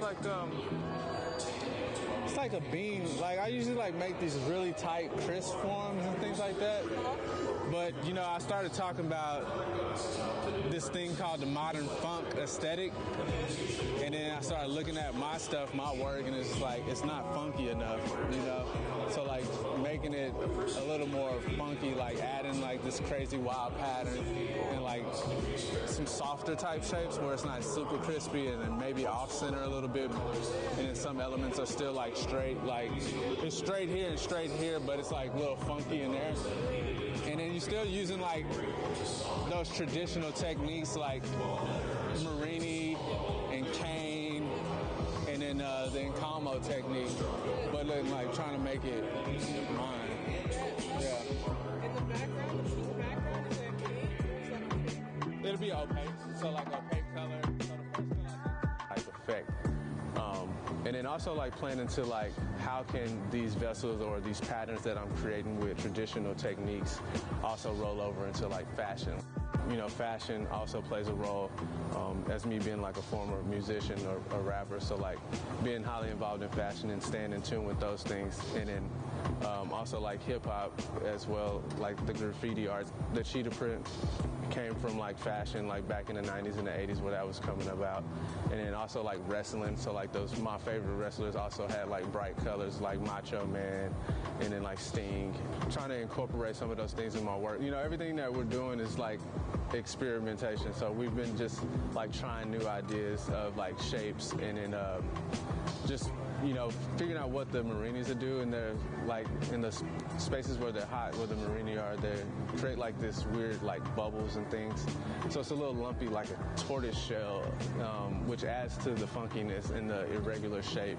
And then embracing that, you spend so much time chasing mastery and making these things really nice, and then you hear people say that it's too nice. So there's no uniqueness to it, or it looks like it came from IKEA. So like switching it up and then just generating, a one-time thing. This will not be recreated again. So all the forms that I'm making, I don't plan on making them again.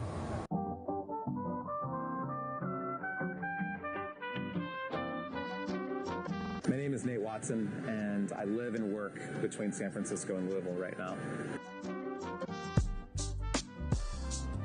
I work between disciplines and mediums. I work intuitively and through research. My work is additive. It's changing all the time. The way that I start in the morning isn't the way that I end at night, and so my ideas shift and change. But there's a visual language that I've carried with me for the last 25 years. I try to create a container, and my process is essentially vessels, containers, assemblages. I try to build works or take on projects that deal with those felt things that tend to be a little bit more invisible. I think as an artist, I think of myself sometimes as a translator, and also making things I've come to understand is really healing for me as well, and I think it is for others. Well, the funnel is a shape that I've worked with and around for a long time now, and I just did a little bit of research and kind of looked up that form and that shape and found that it had been applied to everything from universal expansion and the shape of the universe to also data visualization and how people chart issues and things like that. You can segment different parts, their facets and things like that. And for me, it's become more of a metaphor for the accumulation of experience and things, and having those things be focused down to like a point or a moment. So all of the experiences, the things that everyone's done to get to that level where they can work together seamlessly, and then focus all that energy in that moment and make it happen, that is the funnel. And the funnel is actually happening. It's the team. It's a group of people making the work.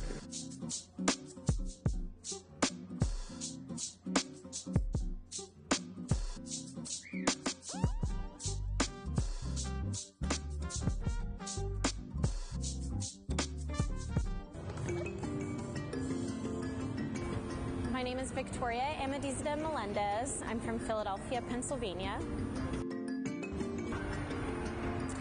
I'm an artist who works with glass, and I work with the medium in multiple different ways. Right now, I primarily work with glass in the hot shop, blowing, also neon and flame working, and then I utilize or combine these ways of working with glass depending on the idea for my piece. I'm half Puerto Rican and half Persian, so I was looking at a lot of the Middle Eastern glass in Corning's collection and taking inspiration from that. And also my mother was a collector. My mom's Puerto Rican, but she was a collector of American glass and things like, we had objects like that in our home growing up. So, I'm trying to use form as this portal to storytelling and content, if that makes sense. Like today we're working on this Persian candlestick holder from the 13th century, and I want to give it like a bit of a contemporary update, like keep these ideas in our kind of cultural consciousness or something. So I've been really inspired by these forms that are 13th century Syrian mosque lamps, and they were always very elaborately gilded and enameled and decorated. So in looking at these historic forms, I kind of wondered what my ornamentation on the surface would be and why.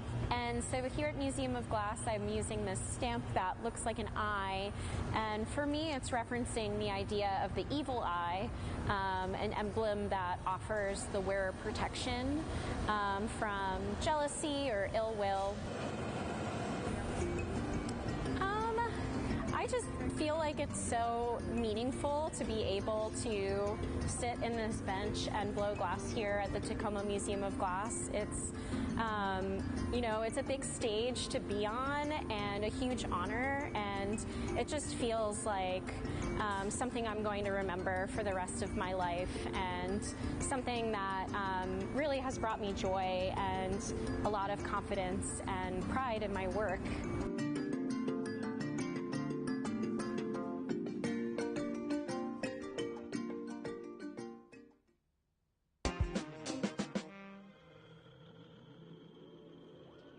I like to explore many different techniques in glass making. I feel like glass just has an endless amount of techniques to learn, and I like to sculpt glass, and I like to play with different techniques, and I like to combine different techniques too. In making the ammonites, they're kind of a challenging form to make. I think that's why I keep making them. It's like maybe trying to find the perfect wave. Yeah, what I like about the ammonites is that it's just kind of a cool index fossil that dates the layers of Earth. So I think it's an interesting idea that makes me think of our past. I feel like in making the ammonites, I started to cut them open and see what was happening on the inside.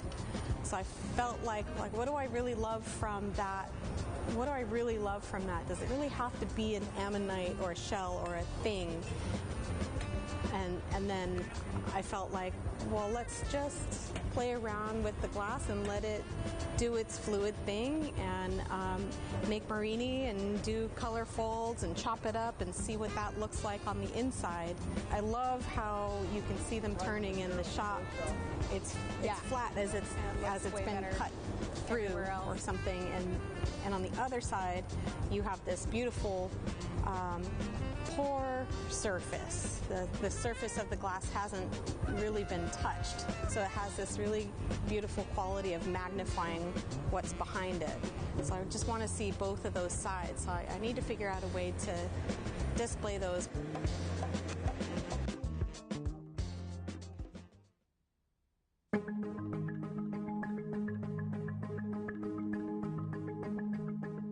My name is Fumi Amano. I'm originally from Japan, but currently I'm living in Seattle area.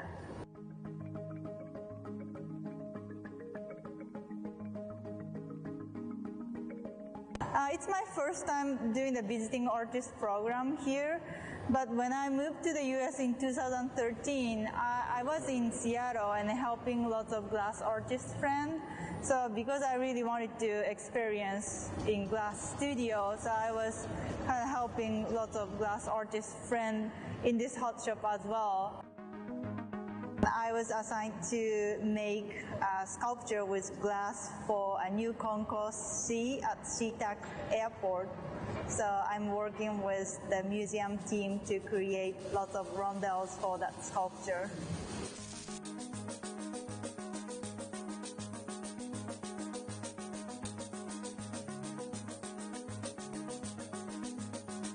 I was inspired by the nature in Pacific Northwest, especially moss.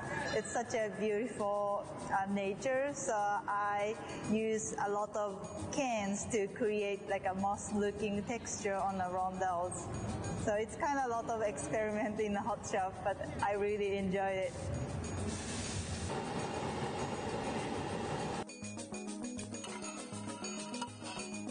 Yeah, I can't wait to make rondelles with it. It's a kind of like a patient time, like, you know, pulling cans 1 day, 2 days, all days. But, you know, after that, we can just roll up and making lots of rondelles. So I can't wait to do that.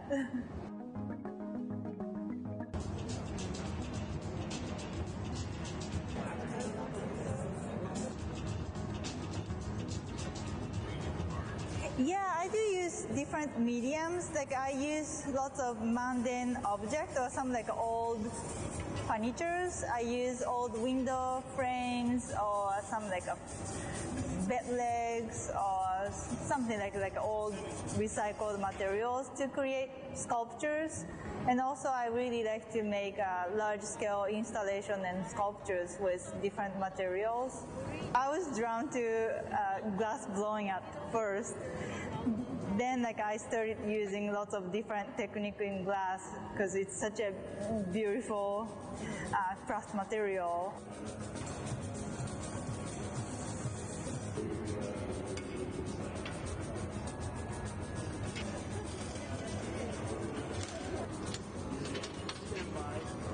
Yeah, it's so satisfying to see like a really good glass artist like manipulating glass so smoothly. It's so satisfying to watch. Yeah. It's gonna be a public art at the airport. The most exciting part is maybe my family could see my work when they, visit me. Then they will see my piece at first. So that's I'm so excited about this project. Yeah, I really enjoyed it. Like, I see a lot like rondelles we made yesterday. Like, it's kind of like an experiment. So because I'm trying to make rondelles with kind of like a texture look like moss, it's a kind of challenging for us, how to make and how it would look like as a result on the rondelles. So I really like how it turns out. Like I have a lot of designs on the paper, but working with materials, that would change a lot how it would look like in, real glass. So I really enjoy the kind of like a conversation with the material. Okay, I want to to do this, and the material answered. So now I see the answer, and now I have to, go back to the material, what I'm gonna do. So I really enjoyed that conversation with material so far.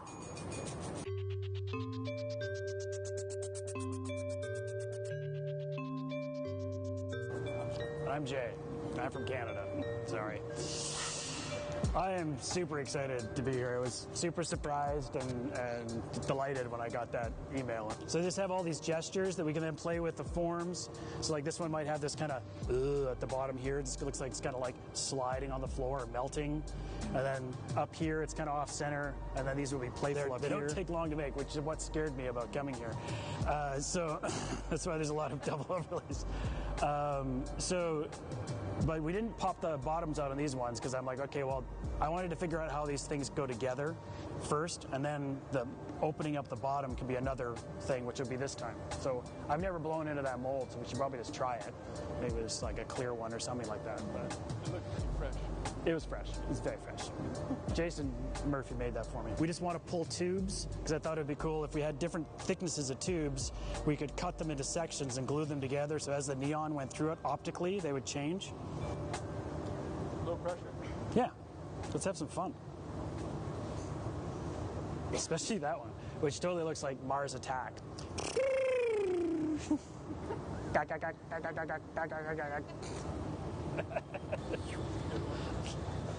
That's where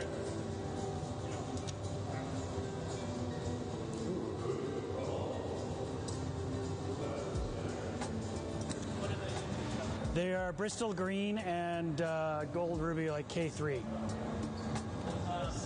Yeah, I think, and we're gonna do the long pull up up from there, like maybe tomorrow or something like that. What do you mean?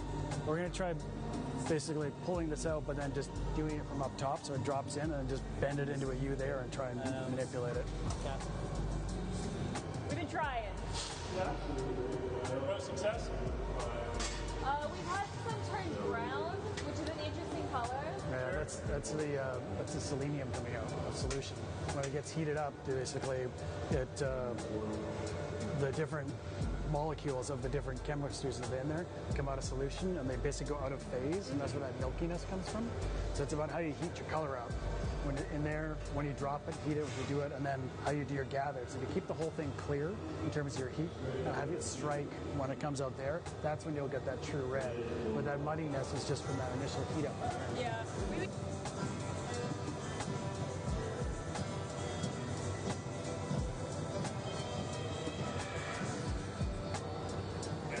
It'll be great. That's how it works. I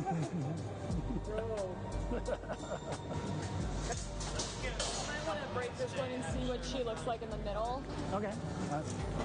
It's your neon world. I'm just living in it. It's kind of a beautiful size. I don't know. Is that way too big? Oh, like the diameter? The diameter is fine. I am worried that It's too thick. a little thick. Yeah, just score it.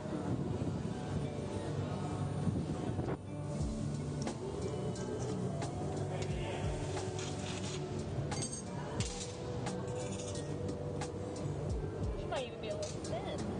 But definitely usable. Sweet. At least this whole section is. Well, it'll be interesting to see, like, if we did with the difference between the opaque and the, you know what I mean? This will be a really light, nice, soft. Oh, lovely. Like, you just. Not ideal, but not bad. Well, it's our first pull. We'll get better. Exactly. And for polls, these are good too. Sweet.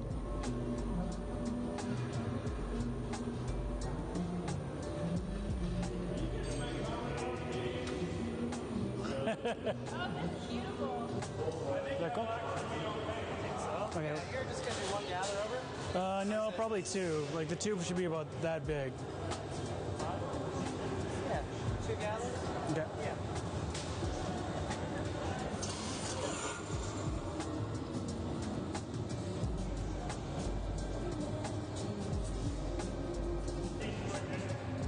YouTube.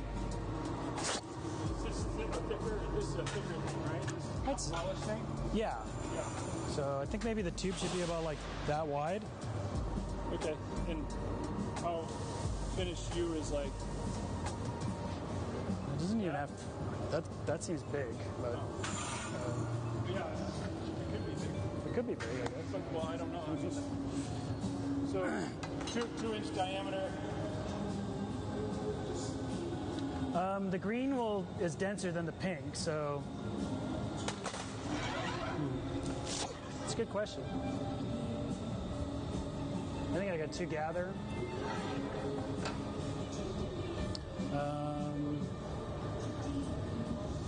That wide, if it goes like that. It'd be kind of funny if it was like a short one. Well, I'd kind of always be short. Yeah. Depends where you cut it. That's true. That's fair. So just try to make a nice bend. Yeah, it's just You get really artificial looking ruby. So you want a color sample of this guy? Sure. And then one of the cobalt. Do you want neon and argon of both of them? If we do that, then I'll know what it looks like. Yeah. Yeah. This will turn gray. Okay. That will turn purple with neon. Yeah, we'll do 2 color samples of each. Okay, cool. Then we can see, we can look through different colors and see what they look like, sort of thing. Cap? Yeah. No cap. No, I'm just kidding. No cap. Jay!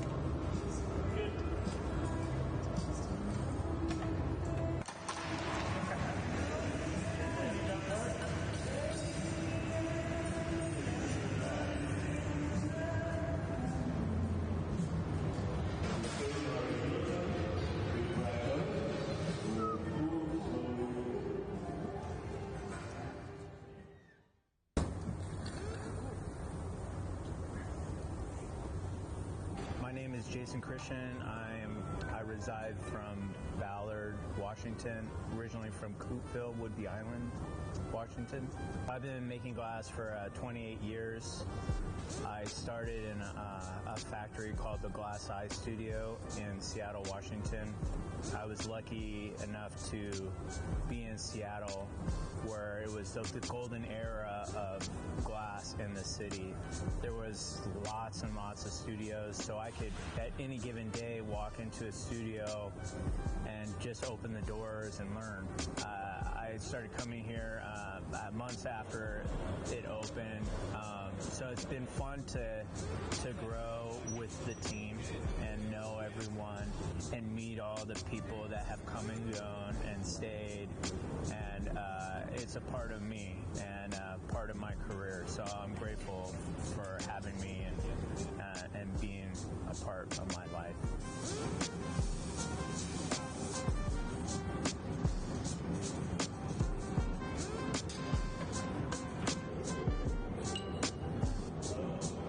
We're making really big yo-yos. They're massive. We're pushing the scale. These are some of the biggest ones I've ever made. First of all, I love the texture of glass patterns that you make. The traditional patterns like Radicello and Merletto, the filigrana patterns, and I love to be able to actually touch those patterns and feel that. It's like a fabric. The patterns and colors, I make those all by myself. So like the Raticello and all the Marini and stuff, I can make that. I've taught myself how to make that by myself. So when I was designing these, it was really important to me to be able to have that visually, that texture being exposed, and to be able to touch it, to get that sense of touch in the piece. There is a deeper meaning to those pieces.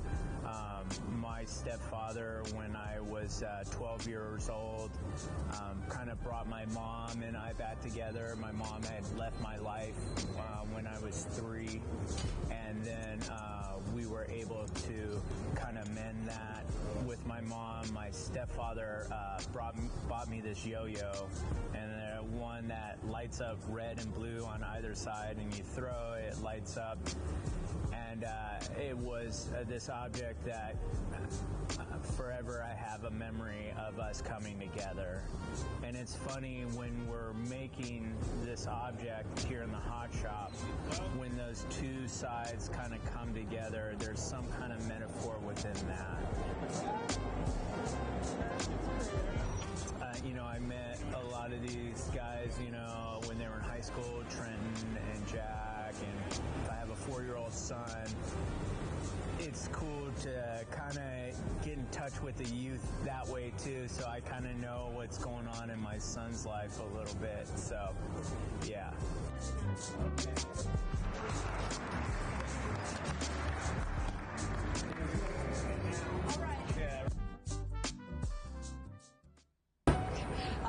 I'm from Hong Kong. My name is Kun. I started glass blowing in Hong Kong because I was born and raised in there. But by the time that I started glass blowing, there was only one glass studio. So I never thought of having glass as my career or like having like a future dedicated with it. But by the time I graduated that year, the one and only glass technician retired and asked me to take over his job. So I took that opportunity and my glass journey started there. Glass blowing is a teamwork. I love working with people, but because I started in Hong Kong by myself, so I didn't really have assistants or anything like that to work with, so I have to figure out a way to make it work when I work by myself. So I understand glass through my own practice. Like, you'll have to get it very hot, how to like move your hand. So when you're holding a pipe, you'll still be able to do a lot of different angles. So that's how I started. So then even if I have a chance to work with someone else, I keep that practice. It's kind of muscle memory right now. Since I started glass blowing, I always do figurative objects because I'm very into cartoon children books, because that's the way how I learn about like stories, and when people try to teach you something, it's always start with illustration, right? So that's where I start. Now I'm working on a series about my Hong Kong identity. I'm using this character called Lo Teng. Is a mythological character that based in Hong Kong. They have a fish head and human body, so it couldn't live in the sea or the land. It's going to be like in between, a struggle either way. So this is how I feel about coming from Hong Kong to the United States. When I first started, glass color are very expensive, and I started in Hong Kong. Imagine you have to buy something and have it shipped all the way to Hong Kong. It's very expensive. So when I started, I only do clear, black, and white. That's how I learned, and I think that's helped me a lot throughout thinking about color, because I started with shading only. So then I have a more understanding of, okay, how could I make work actually look cohesive when it put together with color. So that's how I learned, that's my practice. And then I came here to the United States taking workshops from a lot of different people, like Karen, Jason, Raven, Robin, and Julia. So I learned how to apply color with these people, and I try to like steal little things from different people and then try to put it into my own work. I'm Bree Chesler, and I'm from Seattle, Washington. This is my first solo exhibition hosted by a museum.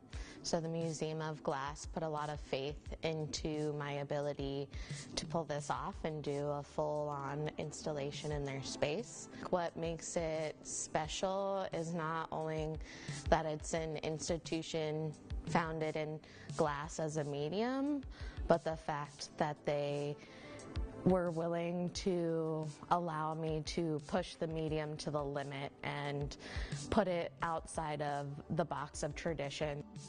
And so by using glass in all of its mediums, all of its ways of manipulating it, so neon, kiln form glass, casting, hot shop, flame working, I integrate everything and really highlight the ways that the material acts when it's caught in like an unorthodox moment.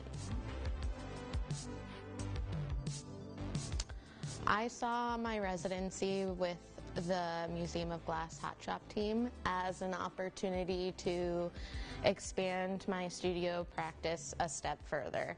So I focused on making really detailed glass elements that will act as the central components for larger installation work. And that series, I'm pushing in a direction where it actually is more physically kinetic and interacts with the audience. So a lot of it will be hooked up to proximity sensors and motion sensors that detect the presence of the audience and react to them. So when you initially walk into the space, the work will remain static and it will become alive as you walk through and engage with each individual piece.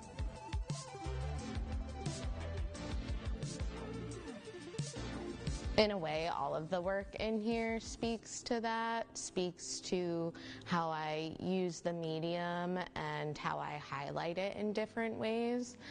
I would say specifically the things that people don't recognize as glass usually are. So I think that's kind of a fun play on the material, is sometimes I hide its identity and it really makes people question what it is. The aesthetic that I put onto my work that has that kind of whimsical, it could look childlike, or it could look like pre-teeny a little bit sometimes.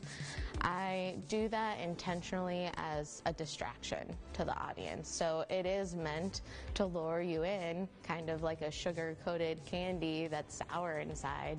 You're gonna walk into this space kind of mesmerized and excited, but if you spend time with the work, you start to reveal these darker layers and complexities that make up the bigger picture.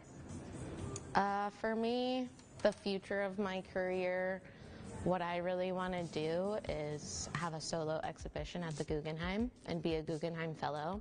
I really want to bring glass to an arena in the art world where it's not just isolated as a craft medium and as a medium that's seen as this delicate and fragile kind of material. I really want to amplify and show off the qualities of glass that speak to that kind of gestural, emotional narrative that you can really capture.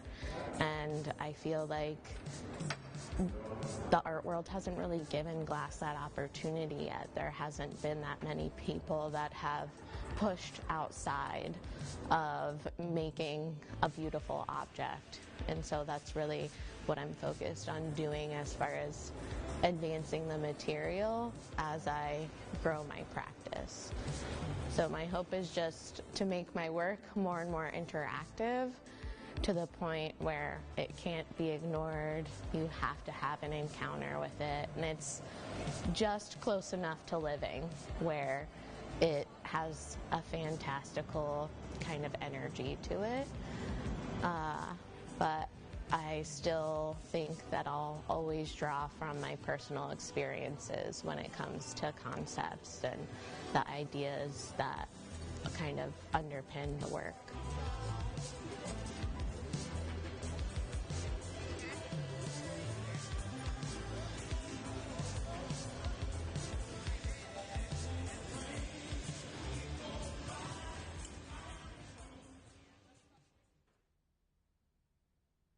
I'm Cheryl Derricat, and I'm a visiting artist in the Museum of Glass, and I live and work in San Francisco, California. I've been making a conceptual portrait of Sally Hemings this week during my residency. Most people know Sally Hemings as the mother of 6 of Thomas Jefferson's children. However, Sally was also a seamstress, and that was her position within Monticello plantation life.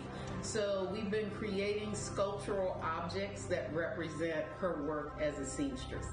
So we have some samples in front of me. I've been making oversized spools of thread, and I tried to choose historic colors that would have been prevalent in the 1780s, early 1800s when Sally Hemings and Thomas Jefferson were alive.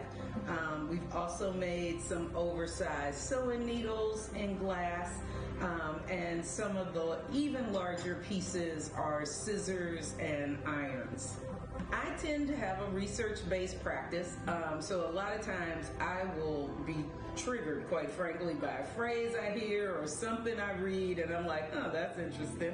And I start, following that and researching it. I got interested in history pretty young. I was a history minor in college, so I always enjoyed it.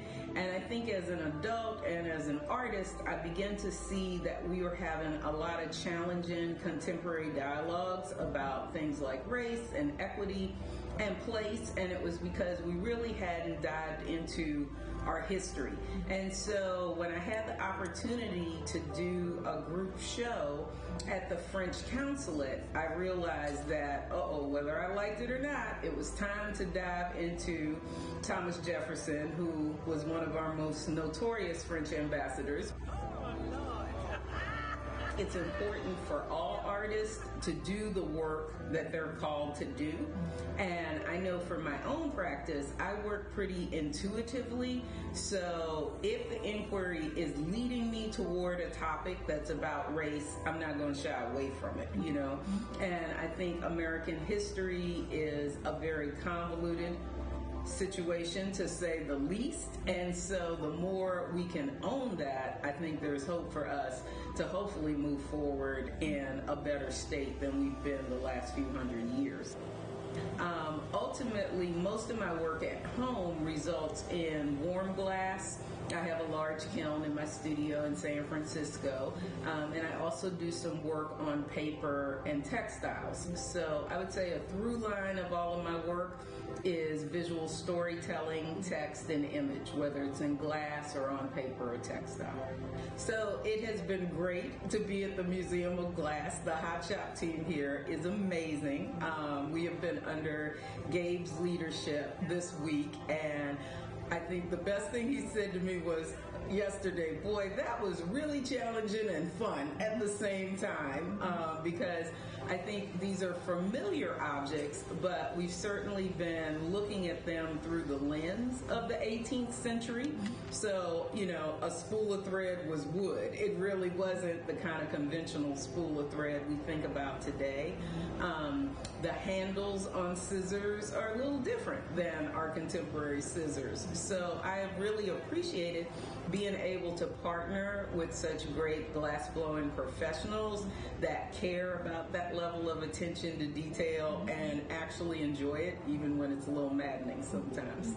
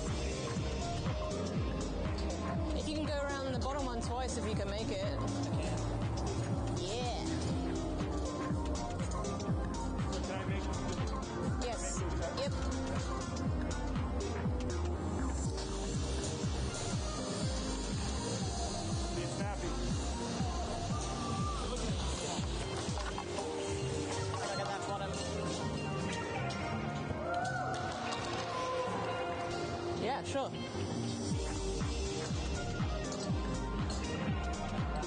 Yeah, just once is fine. Just go for once. Awesome. Can I touch those? Yeah, totally. What are you going to touch, Ben? I'm going to touch those two together when we come off. We got a little time.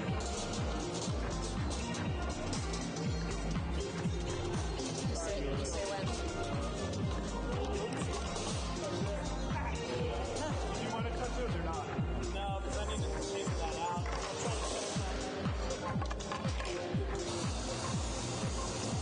Three on the right, Eden. Well, hard.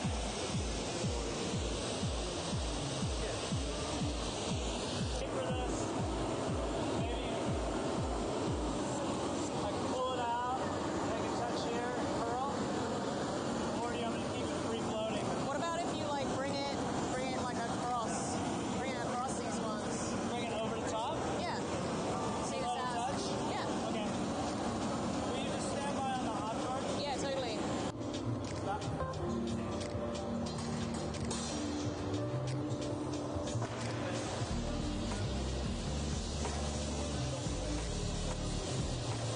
Attachment thing has like some element that is like coordinating whatever, or like drilling holes and putting like brass like fittings through, or I don't know, like seeing as how they're hollow, that makes that a lot easier. Yeah. Way stronger, lighter. Yeah, yeah. That's cool. Yeah. Thing, but maybe it's like black on the outside, but they put like gold inside it, and the light like reflects off of the gold, and then like does stuff around it and things like that. Yeah. So I mean, it's a cool idea. I'd have one of these in my house. Sicky. You know. Well, we'll see what happens. The two whites. Yeah, just they're two pieces. So like one of the whites with white cane on it, and then the other. Oh, the white on the. It's opaline. Do you want to use that first? Yeah. Okay. So and then opaline and white cane. Yes, please. Okay. And then the second one will be the next white and white cane. Okay. It's kind of like a milky white.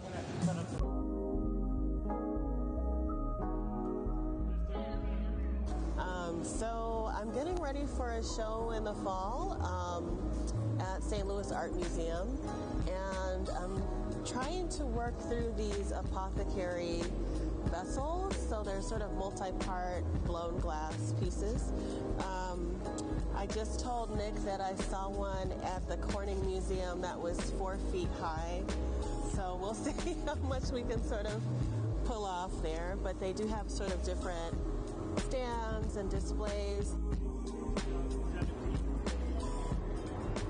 It was meant to signal to people who were illiterate that this was a pharmacy. So I'm interested in that sort of aspect of form and color and messaging, and how that sort of relates to conversations around healing today.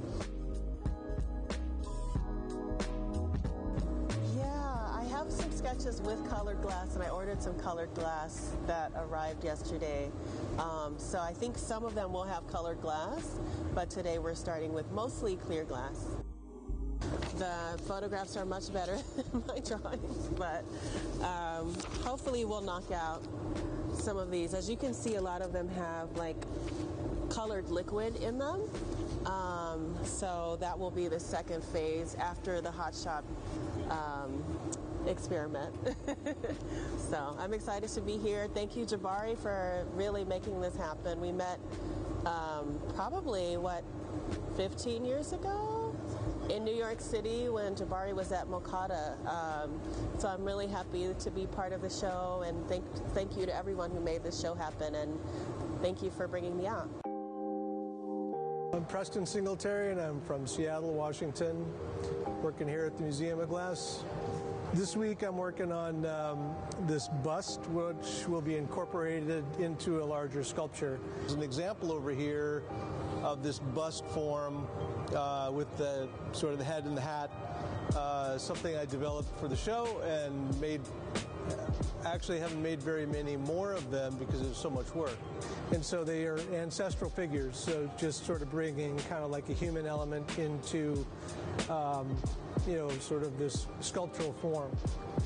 I'm going to take advantage of the larger glory hole and make some more proportionate bust forms. Friday, I'm having Dante Marioni come, and we're going to work on a few things together, our sort of ongoing collaborations. Dave Walters is going to help me working on these cylinder forms. Yeah, whatever you think would be good for firing.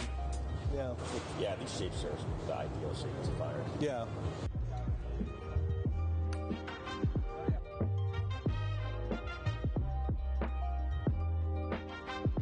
It's a way of working. You know, I'm very heavily influenced by modernism, and you know, Henry Moore and Calder, and you know, that whole modernist era.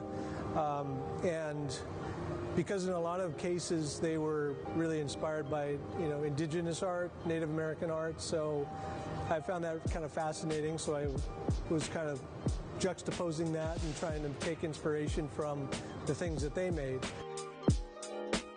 Over this, you know, however long I've been working with this style, native style, it started in like 1988, and I really put my foot down in about 95 to develop it as far as I can. And so then I started playing with these kind of abstractions and sort of modern kind of a take on the traditional art.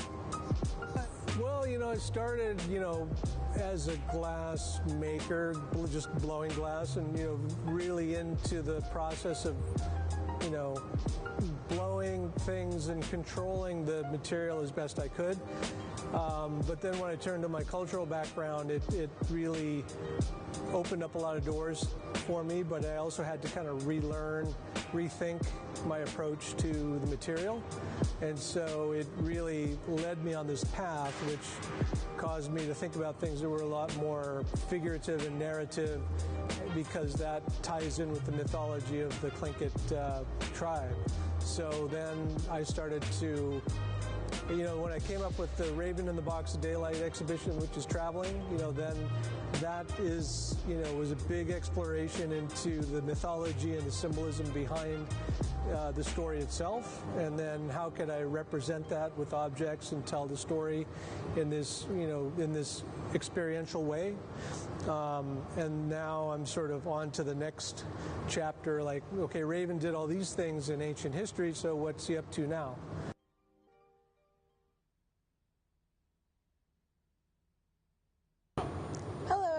My name is Ade Jean-Baptiste, and I'm from Westchester, New York.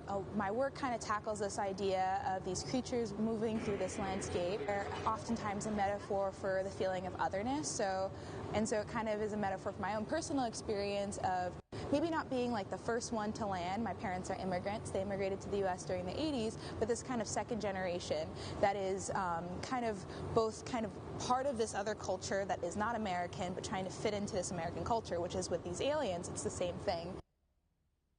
These aliens, they can't be human. They will always be alien, but they're kind of co-opting parts of human culture. So you can kind of see in some of the figures, the clothing that they wear, even sometimes the expressions and the kind of the funky things that I add to them that kind of push that narrative further. Color is really, really important in my work. I like to use the strongest opacity of color possible. Growing up, my color was always around me. It kind of ties into growing up in a very, or adjacent to an urban environment and thinking about graffiti culture and things like that, where color is a huge part. It also is a way to kind of signify ourselves. I think my philosophy on art, it comes from a lot of different places. I would say that a lot of it comes from a place of conversation and community. So a huge part of my work, while I do have a huge artistic practice, I have a huge social practice. I wouldn't be here standing today without a larger community. Even just the flight out here, I was supported by Hilltop Artists, and I did a residency with them a week before. Even all the color bar that I have for this residency, I was sponsored by Olympic Color Rods. Shout out to them, they're amazing. And so I think that at its core, art for me is community. What even brought me into thinking about concepts of community was coming from a place of wanting to see more of myself within the hot shop space. during my undergraduate time, I ended up working with my professor, and we collaborated on a series called the Black Glass Artist Series, where we bring in artists who are coming from the Afro diaspora to Alfred, New York to do a week-long residency where they get to make their work as well as collaborate with students. For me, that was really important because it came out of time through a lot of pain within the African American community here in the U.S. during everything that was happening during BLM, and for a larger part of the U.S., them starting to kind of wake up and be like, gee willikers, like this is an issue. And so kind of utilizing people's kind of empathy toward that and kind of holding their feet to the fire, and like, if this is something that you're passionate about, donating money and working together. I was very fortunate to have Thurman Statham come down for our first auction and help donate some of his pieces and even be an auctioneer. And so I think that's another reason why I'm so drawn to community, is because of how that series was able to shape my collegiate experience, even my glass experience, working with all those different artists.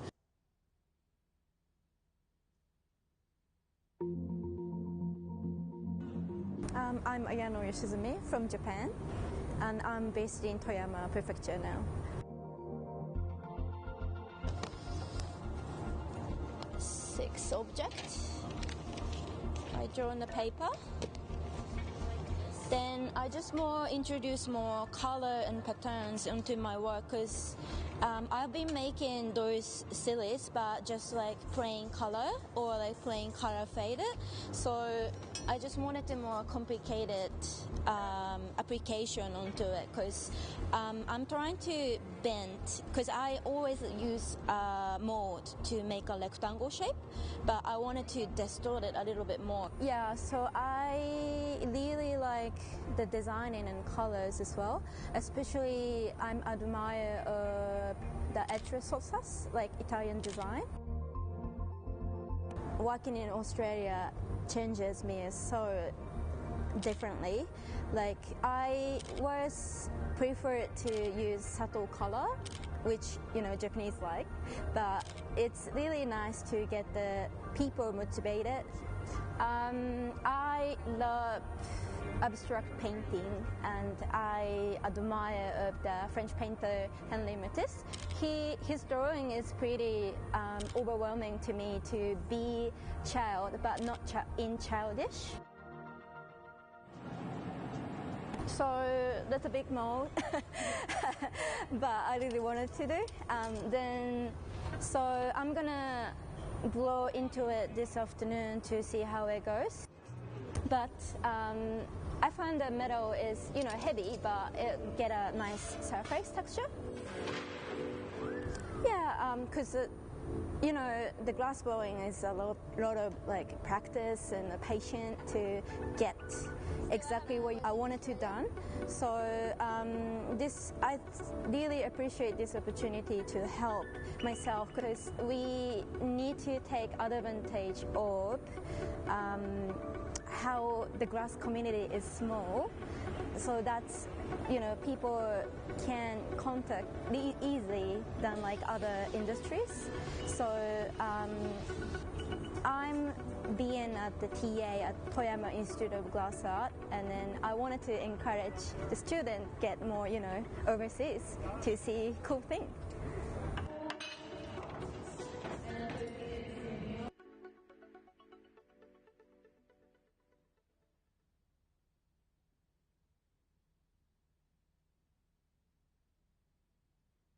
My name is Clifford Rainey. I'm originally from Belfast, Northern Ireland, and I now reside in Napa, California. I'm primarily a sculptor. I studied sculpture, and I started off doing bronze casting with drawing and painting, and then I discovered this medium called glass. And I hate to say that was a way back in the end of the 60s and 70s. And most of my kind of ideas and things come from travels, or I'm very concerned about the environment and ecology and politics and all those important things, and then I try to weave those concerns into my work as a way of kind of getting people engaged. Yeah, and then kind of around the tops as well over here. And this is good. You don't need that much. See, that's most likely enough. And then what I sometimes try to do when the bubble's been blowing, then come in a little bit more. I walked from Kenya to South Africa and back up when I was younger, And I was always kind of expecting to go into these, the Maasai or Tanzania or Zambia or something like that, and find people, beautiful bowls and, I love it. Traditional, whatever, being a very romantic person. But in fact, what people were doing was using old tin cans and stuff, and they would make these bowl shapes purely for tourists. And it's that sort of generic, it's just a very generic bowl shape. It was years ago when I started coming to America from the UK. I discovered in the Museum of American Indian, I think it was in New York, these same beautiful bowl shapes, and they were broken in the middle. The center was broken out. They were kind of killing the bowl, and so all that symbolism, is kind of woven back into what I do. I want to recreate a lot of the pieces I made before and lost, like Memory and Memory Field, all to do about loss and memory, which is basically what I've been going through. This is one's called Memory Trace, and it came from another residency I did in the Maldives Islands years ago. And when I went out there, I basically sieved sand from the beach, which was coral sand. I needed to pick a color because I wanted to do something about recycling, so I used Bombay Sapphire Blue. So that's something which we'll try to emulate today. And then I took some branches from the local vegetation, and these pieces evolved, which I call Memory Trace, about things which happened in the past. And that's going to be the starting point.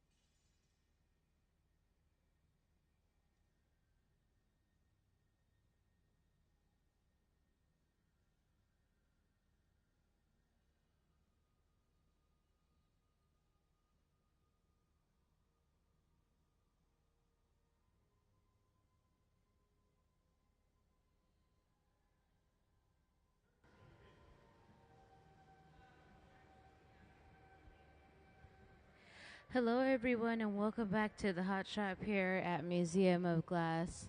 My name's Emily. I'll be your MC for the day. I'll be your MC for the afternoon.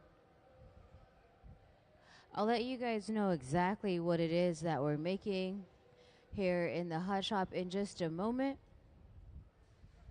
We'll allow some other guests to come on in and have a seat and get settled in, and then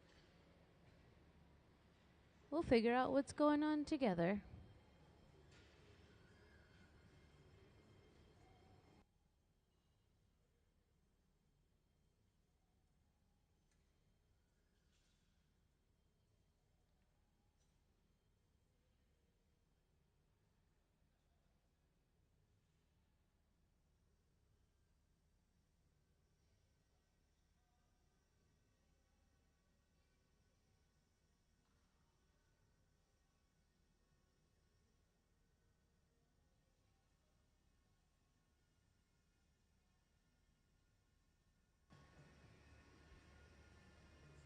So the process will start by dipping into the furnace. That furnace there with the silver bottom and the black door, it holds up to about 1,000 pounds of molten glass.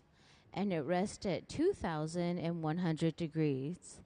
Dipping into the furnace is like dipping into a jar of honey. As we rotate that steel rod, the hot glass likes to stick to hot steel. Will come out with a little gather. It looks orange because it's hot. When it cools down, it will be clear. When he's ready, after he sets up the glass, he'll blow into the end of the pipe and cap it to create a bubble, similar to the shape of a balloon.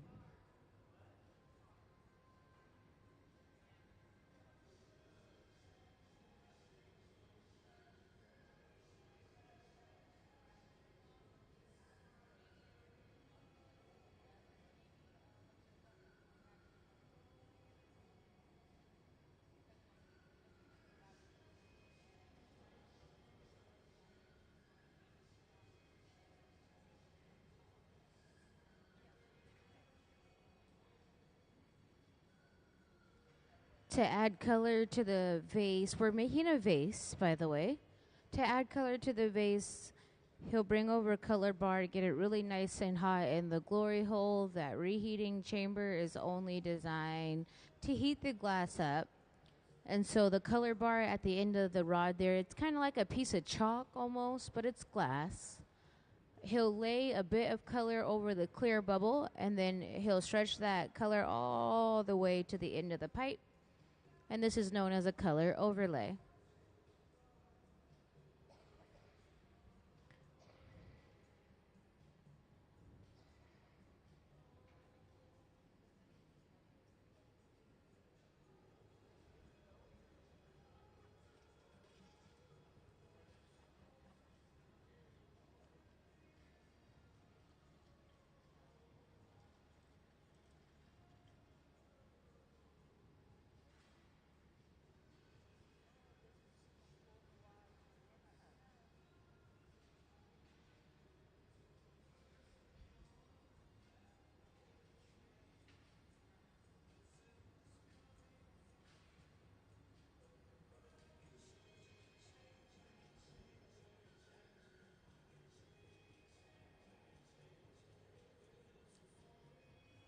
He'll use his diamond shears to remove the extra material and the rod, and in one snip,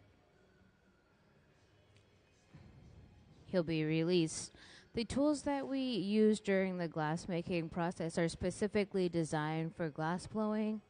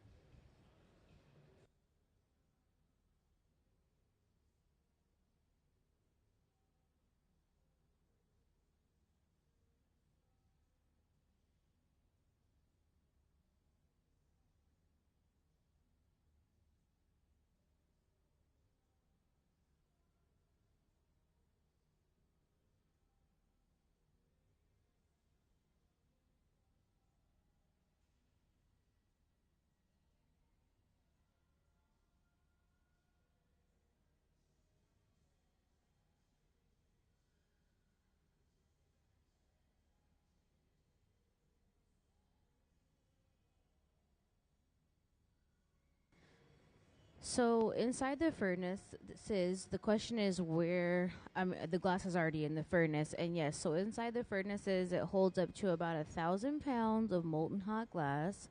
Can we see the furnace diagram to have a better understanding? So if you look up there at the big screen, the furnace is powered by natural gas and forced air. It runs 24 hours a day, 7 days a week. It can hold up to 1,000 pounds of molten glass, and it rests at 2,100 degrees. That ceramic pot inside of the furnace is what holds all of the glass, and so it's best that we keep the glass nice and hot all the time to prevent that pot from cracking. If we were to turn it off and turn it back on, when the glass cools down, it shrinks, so it could crack the interior.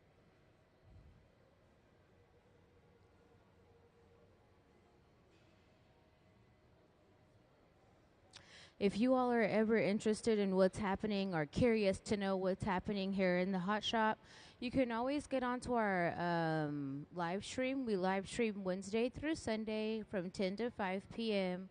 If you ever want to know what's happening or what's being made, it changes every day. So the items we're making today are for the store. We'll allow the color overlay, the glass that we put over that clear bubble, just to cool down and set itself up before we gather over it again.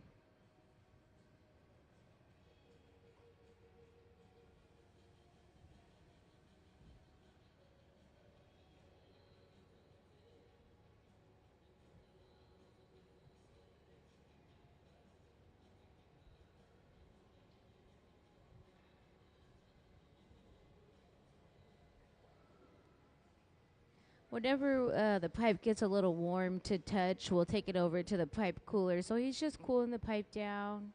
We want to be able to grip it a little bit, higher up to have a good balance. And then in with the block is a piece of hollowed out fruit wood that has been soaking in water. It looks black because it's been burnt, of course, due to the high temperatures. But this tool allows us to be able to have a really hot core and very cool, even walls. So when we blow out the bubble, it'll expand evenly.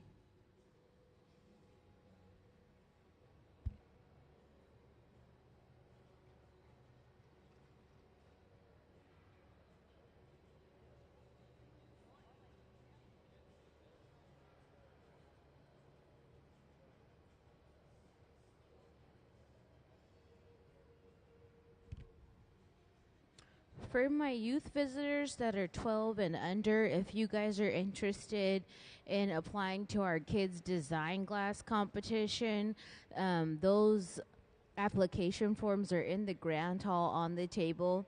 And this contest is designed to inspire the youth to create like fine artists do here in the hot shop. And so if your application is chosen, then your illustration will be created here in the hot shop by the team. One piece will be made for you and your family, and then the other piece stays in our permanent collection to be exhibited throughout the years.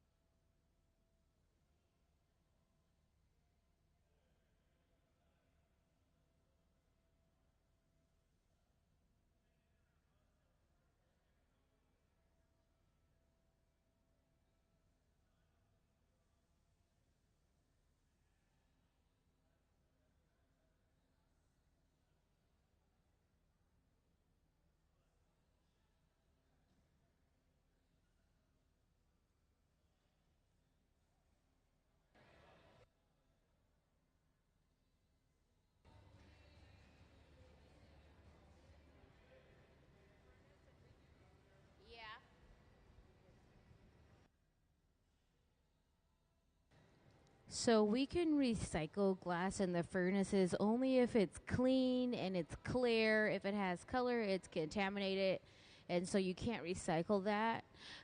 Every other week or maybe every week, our hot shop technician, his job is to recharge the furnaces, and so that means to refill the furnaces.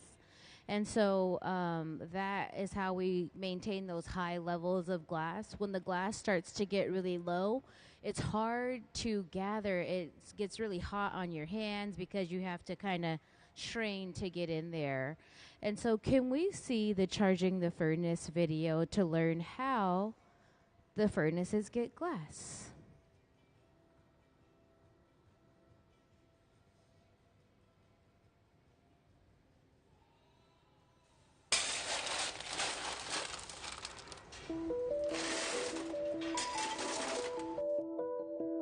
Charging the furnace is what we call filling the furnace up with glass. Glass cullet is washed clean and loaded into tubes for filling. Here at the museum, we don't use recycled bottles. Instead, we melt cullet that has been specifically designed to make blown glass art. The primary ingredient in glass is silica sand, or silicon dioxide. The other two main ingredients are soda, or sodium oxide, which lowers the melting temperature, and lime, or calcium oxide, to stabilize it. Once the cullet is loaded into the 2300-degree furnace, a rake is used to level the glass for even melting. The furnaces at the Museum of Glass hold approximately 1,000 pounds of clear molten glass and run continuously 24 hours a day, 7 days a week.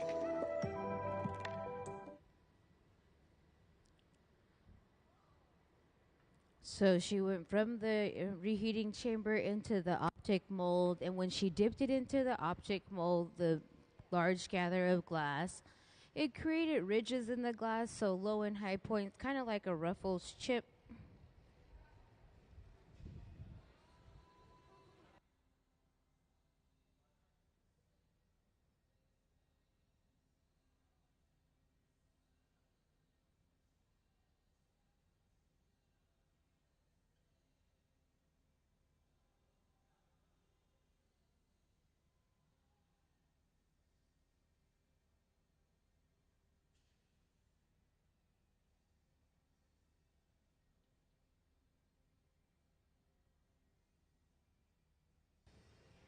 Now we're going to add some design to the surface, so he'll bring over the white glass and roller wrap it around the glass there on the table.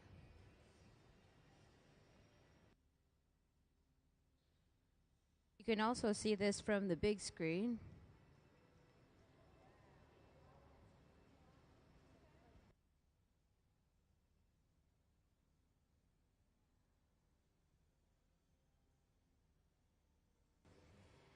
And now when she goes into the reheating chamber, all of the low points, the glass will not stick to. It'll only stick to the high points. You'll be able to see the final design as we continue to blow this piece out.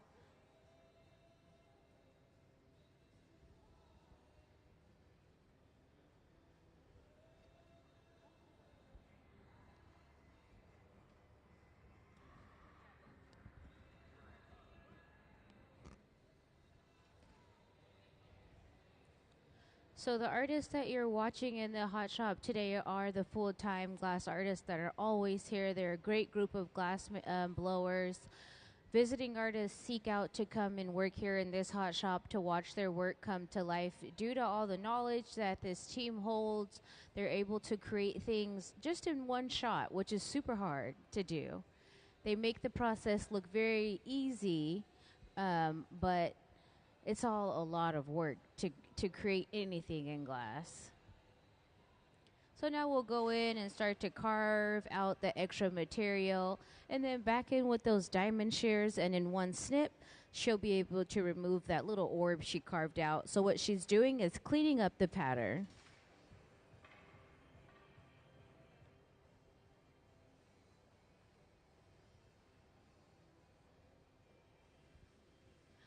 To become a visiting artist here at the museum, you don't have to be a glass artist to apply to the visiting artist residency program.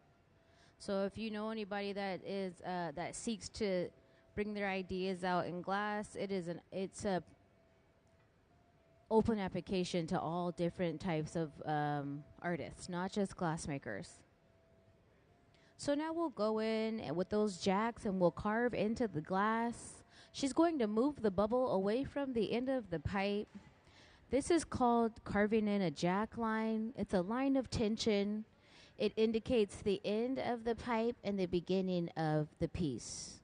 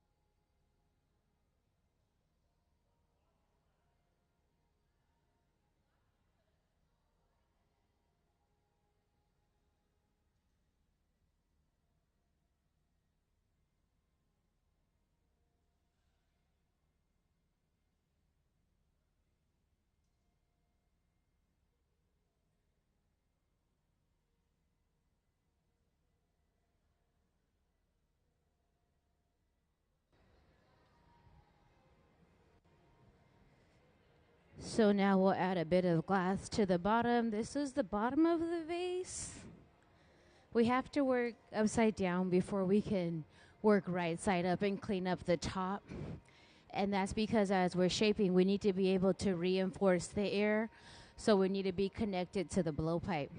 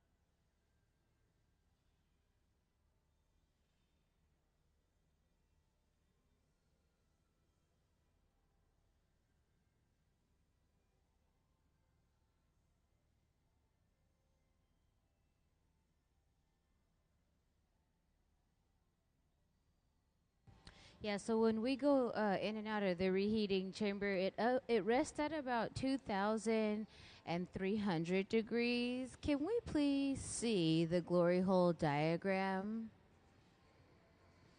So as you can see there, the glory hole is powered by natural gas and forced air, and it's used to reheat the glass to keep it from breaking. It rests at 2,300 degrees. And the hollow fire brick within that barrel can withstand those very high temperatures. Now we have to take the vase from the end of the blowpipe, transfer it onto an additional rod so we're able to clean up the top. So we want to clean up the lip portion of the vase.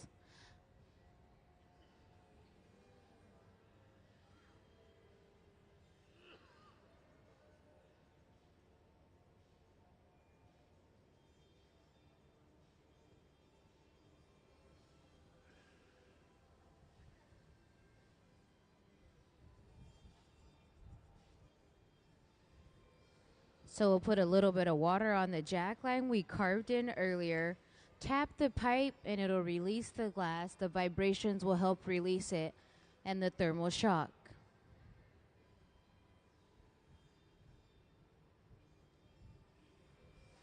This Saturday we'll have walking tours around the downtown area, and education staff will tour people around and tell them about the glass in the downtown area. So if you ever have any interest in walking tours, be sure to sign up online.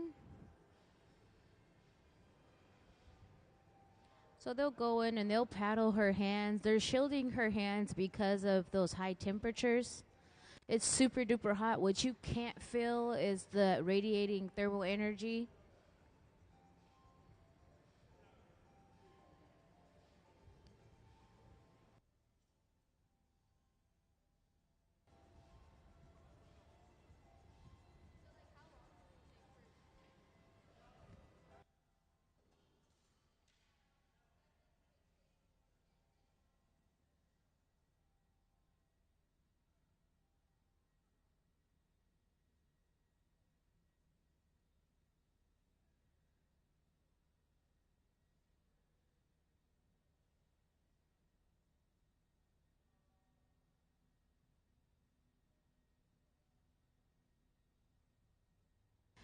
So whenever the glass is very orange, that means it's super soft. And whenever it's closer to the color that it'll be, when it cools down, it's really stiff, like a Jolly Rancher.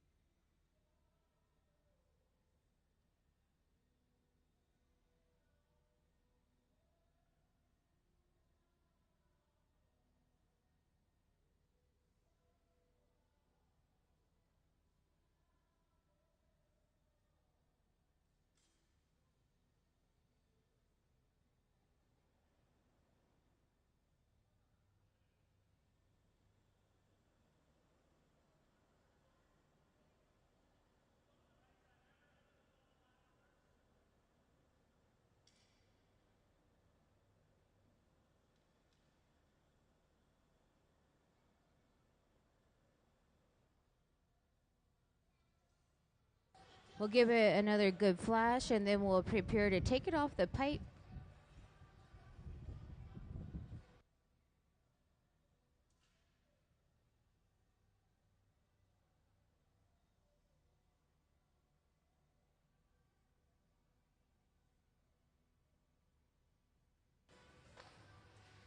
We'll put a little bit of water on that connection point, tap the pipe. All right, let's give them a big round of applause. Clap it up.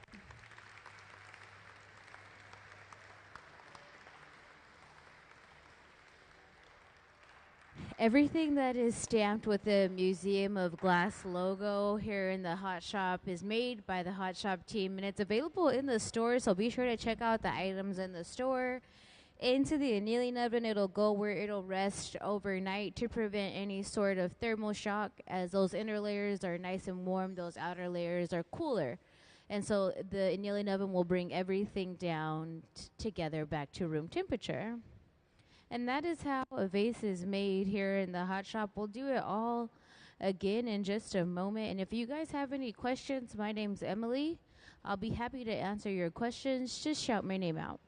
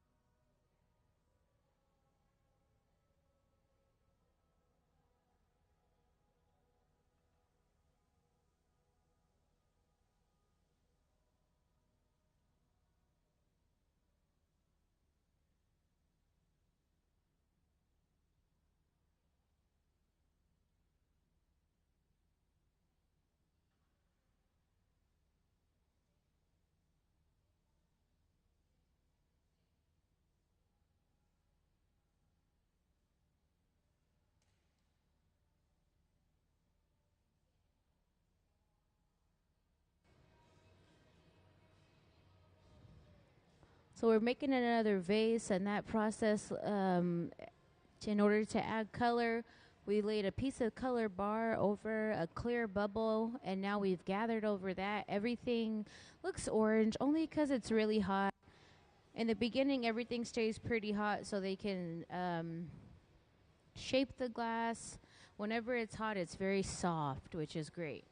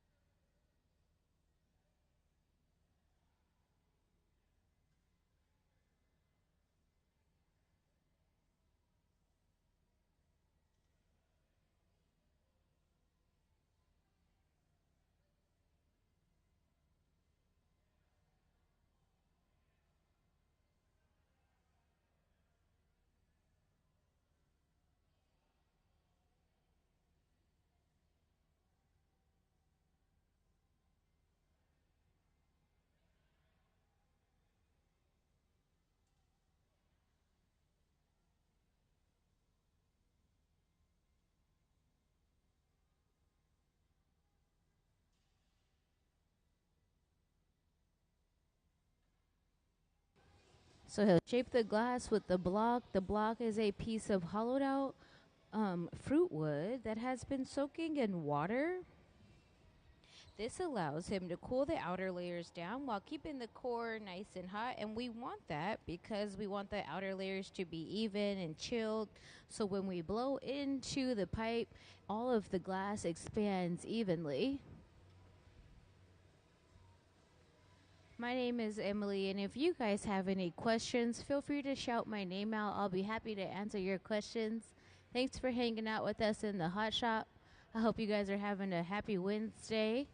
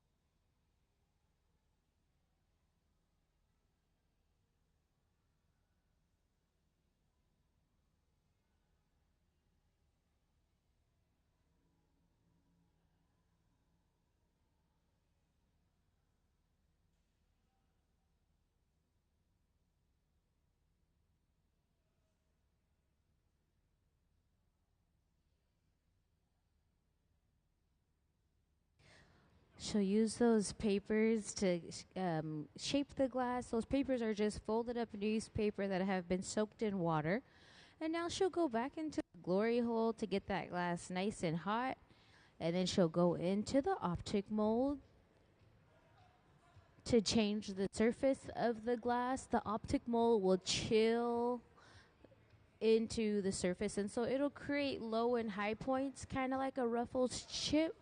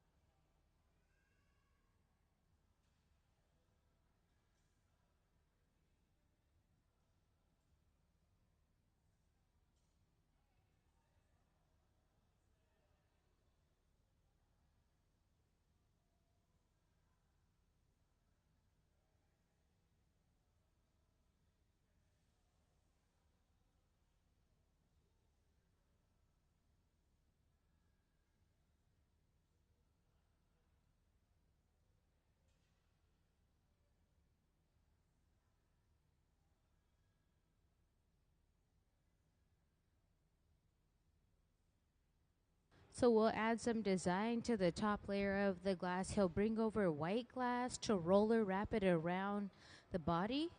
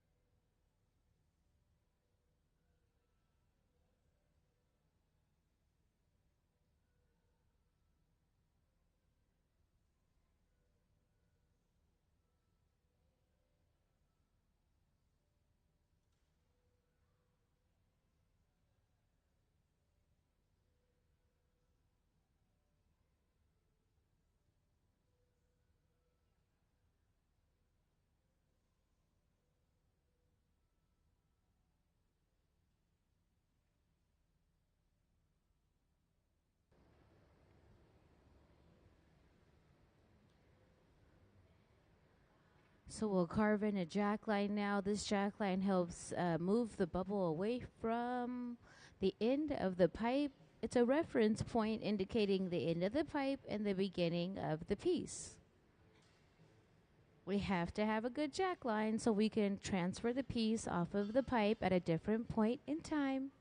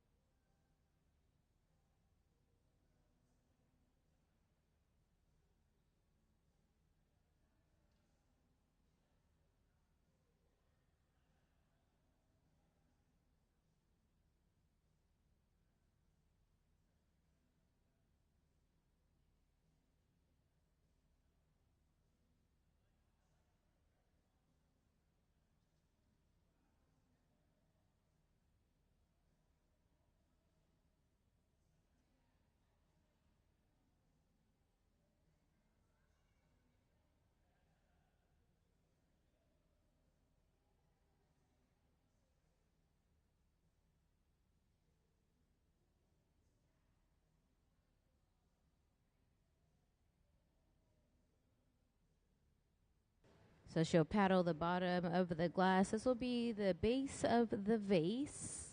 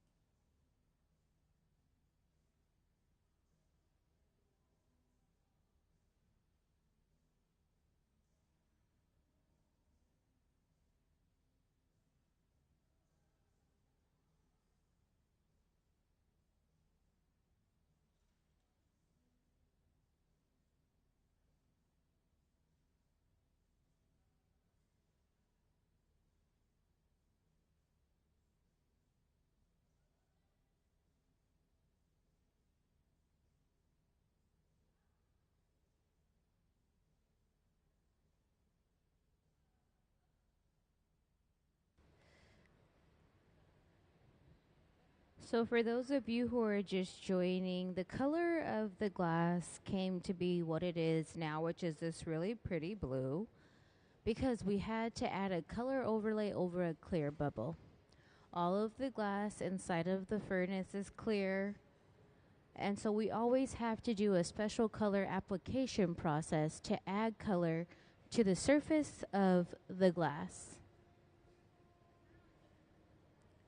Can we please see the color overlay video to learn how the vase became colored?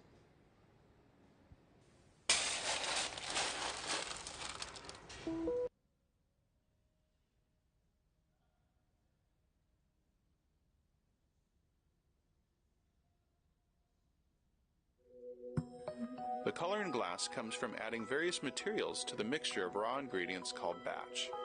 Most of the colorants are compounds containing some kind of metal. For example, adding cobalt to clear glass creates a deep blue. Tin and antimony can be used to create white glass, and gold chloride can produce a rich red or pink colored glass. Colored glass is melted in furnaces, just like clear glass, and then is usually rolled into bars for storage and easy application. In order to apply color bar to a bubble, we first need to preheat the color to approximately 950 or 1000 degrees Fahrenheit in a color oven or garage. Once warm, the color is then picked up on the end of a punty rod using a little bit of clear glass as a support. The color is then heated in the 2300 degree glory hole to soften it and make it malleable, while another artist creates a small bubble of clear glass on a blowpipe. Once warm, the color is dropped over the clear bubble, and then using a variety of hand tools or the steel marver, the color is rolled back over the clear in an even layer. This process is called dropping color, or creating a color overlay. Depending on the project, that bubble is then usually gathered over with clear glass and blown into the final form.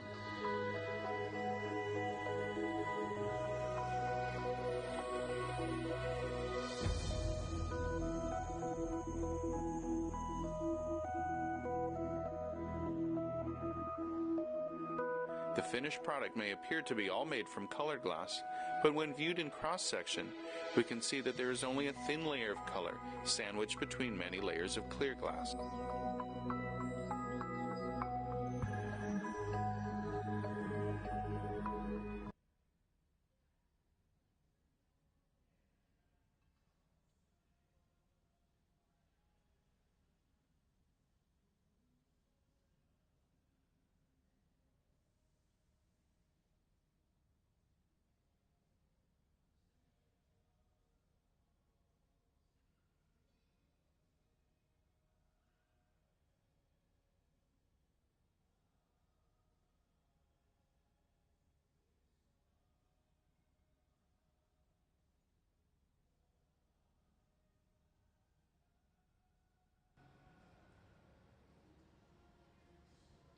That little bit of clear glass that we added to the bottom of the vase will function as the foot. It'll help the vase stand properly.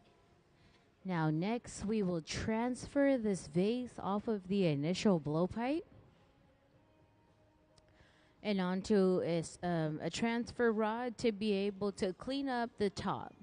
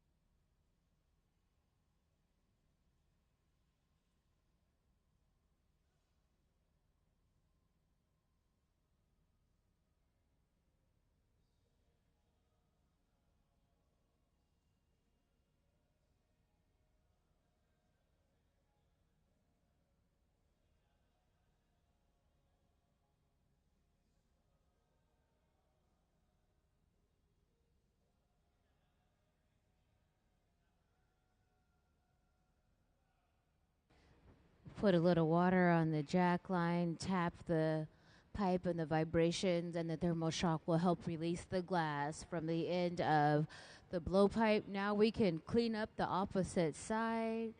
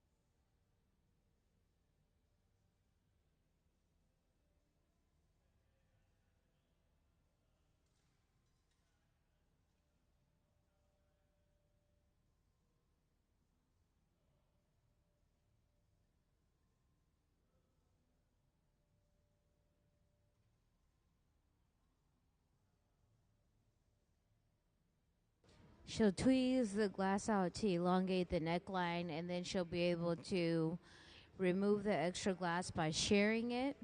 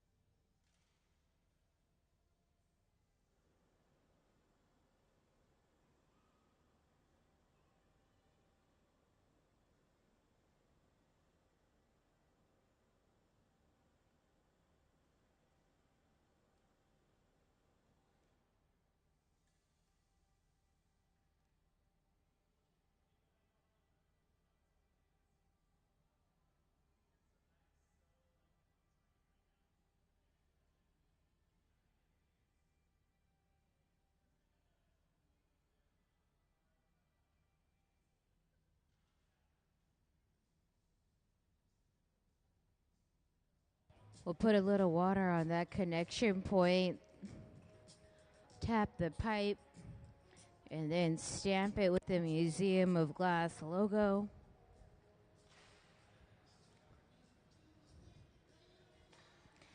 Let's give them a round of applause, clap it up.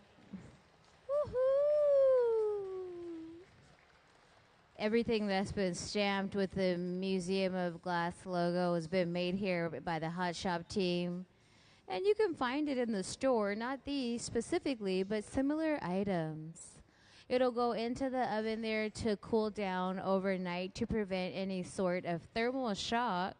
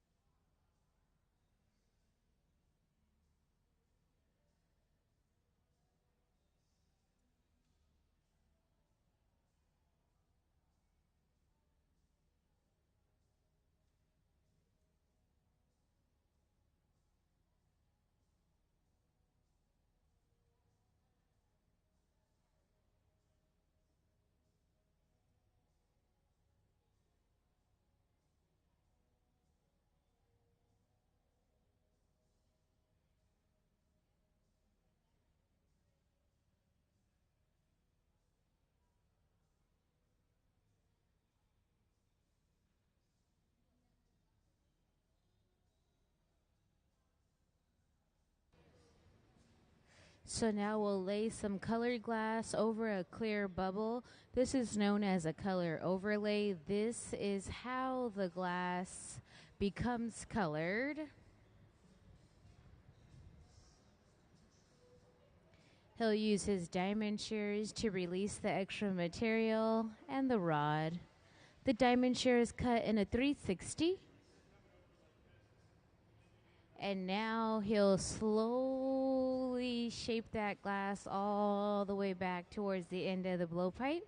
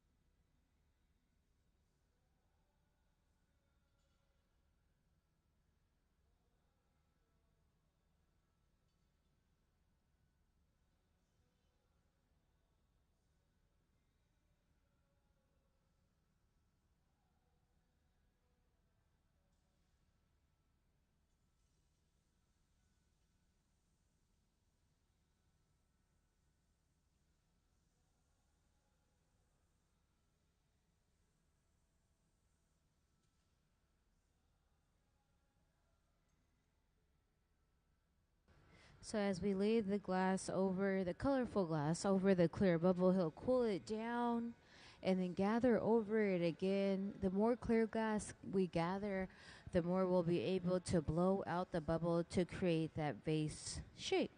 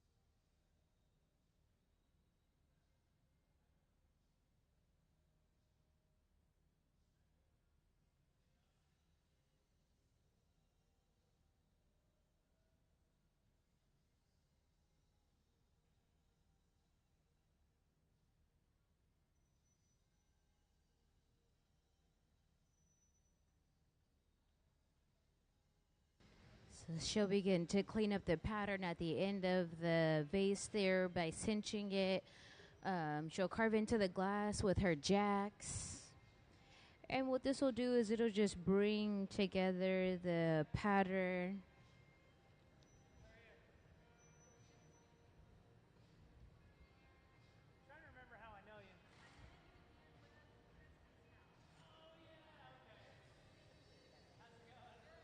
And then we'll go in with those diamond shears to release the extra materials.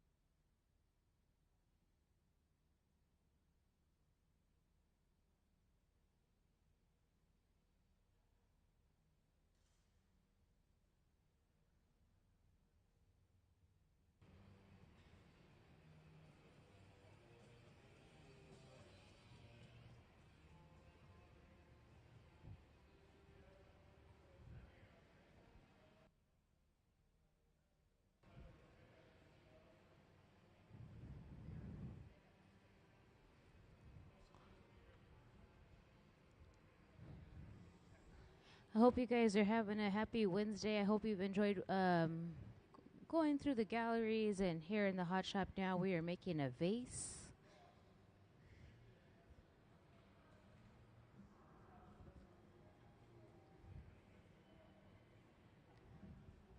That cloth-like material is just folded up newspaper that has been soaked in water.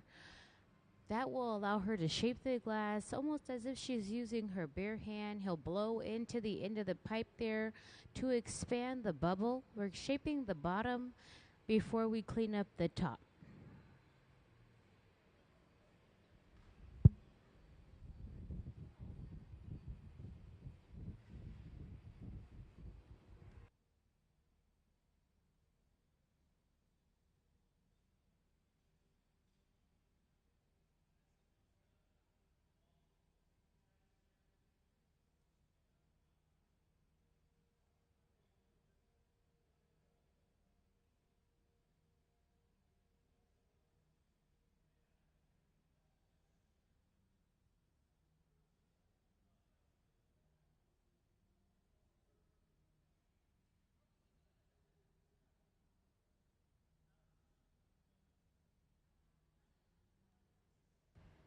So she'll follow the bottom to be able to help flatten the bottom of the vase.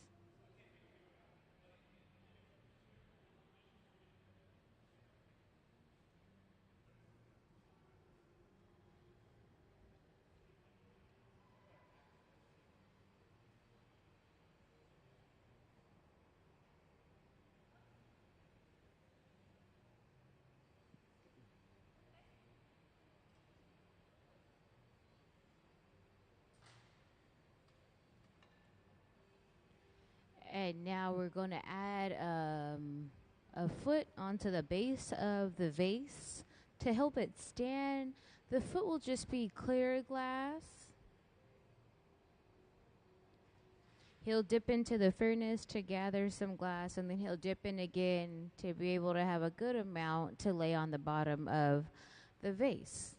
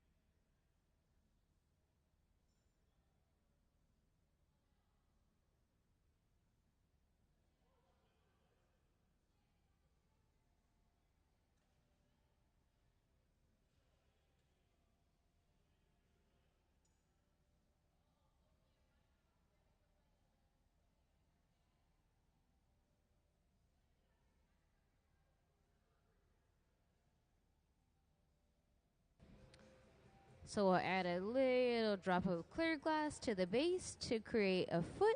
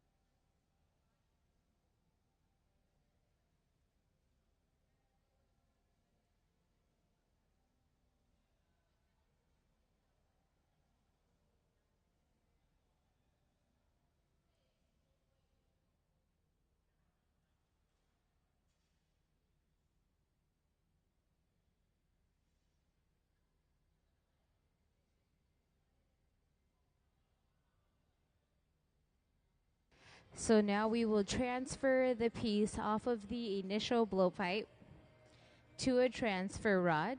She'll put a little bit of water on that jack line she carved in earlier. The water will create thermal shock in the environment. And then when she taps the pipe, the vibrations will set in and help release the glass from the pipe.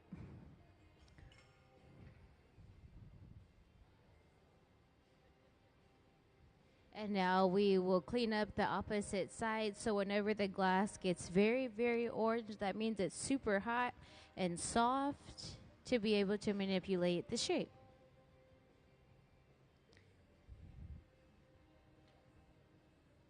So the artists that you're watching work here in the hot shop are the main hot shop artists, and the addition of their intern for this time frame. These artists have been making glass here with the Museum of Glass for over 20 years. They make the process look very easy, but it is super duper hard to be able to create anything in glass. It's just so hot, and the glass moves in whatever way it would like to. When you go left, it wants to go right, and when you go right, it wants to go left. And so the entire time they're working, it's really important that the glass stays on center to be able to create a well-rounded, even piece.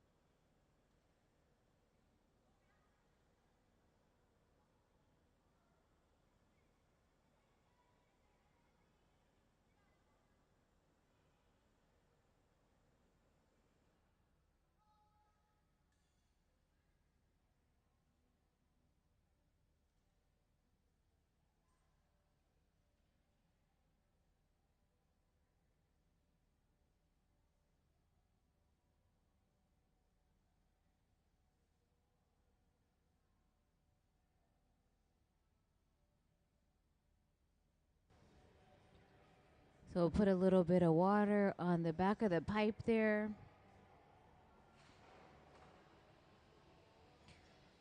We'll tap it. Let's give them a big round of applause. Clap it up. And we'll stamp it with the Museum of Glass logo. All the items that are made here in the hot shop are also available in the store. And then it'll go into the annealing oven where it'll slowly cool down overnight to prevent thermal shock. Welcome to the hot shop. We are making vases today. We just put one away and we're going to do it all again in just a moment.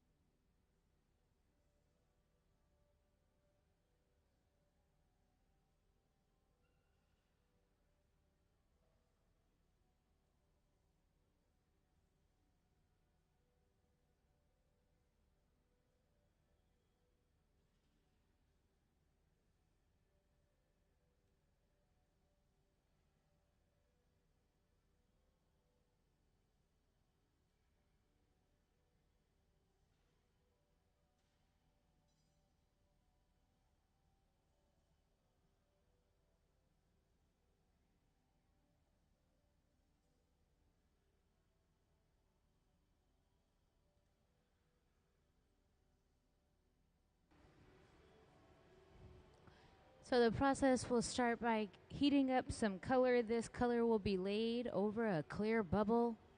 The clear bubble will be gathered out of the furnace there. We've already gathered the clear glass and blew into the glass to create that bubble, similar to the shape of a balloon. And now we'll add some color over it when it's nice and hot and can gather over it one more time. So the more we gather clear glass, the larger we can blow out the bubble. We are making a vase.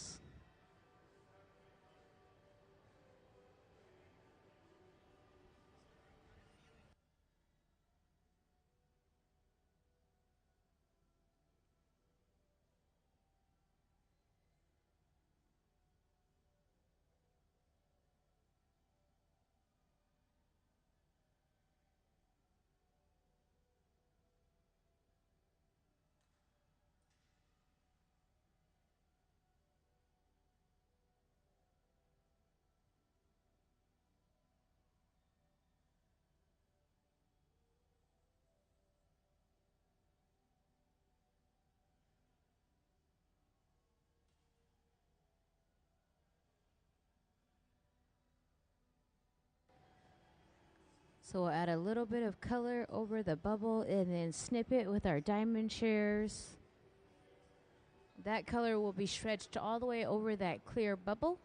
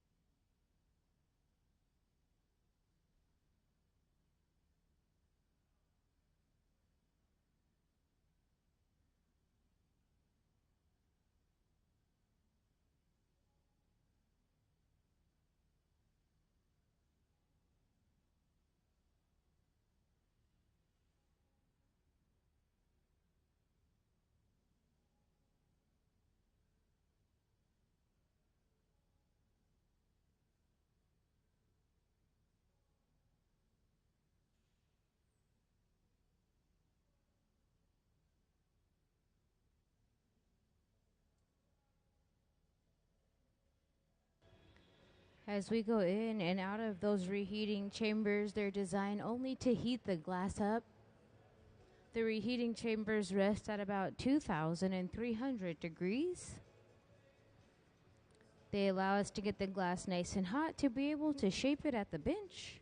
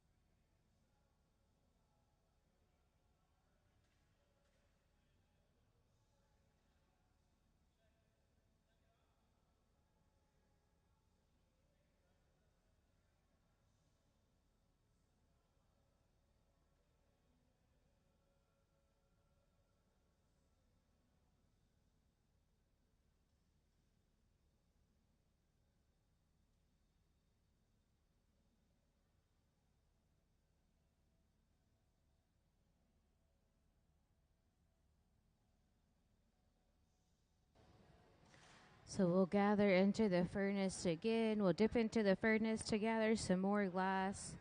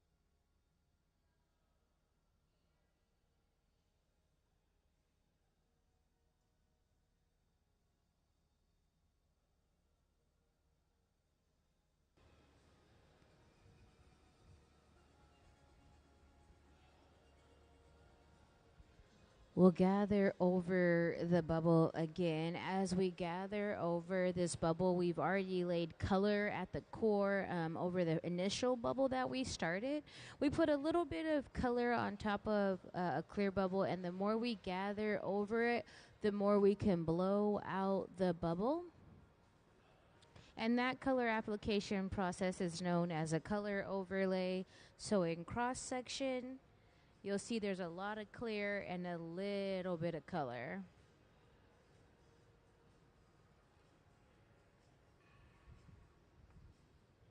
He'll go in with his block to be able to cool down those outer layers. The block helps to stabilize the outer layers while keeping the inner layers nice and hot. So we're able to expand the bubble. As we expand the bubble, it'll go into those walls and it'll evenly expand the entire shape.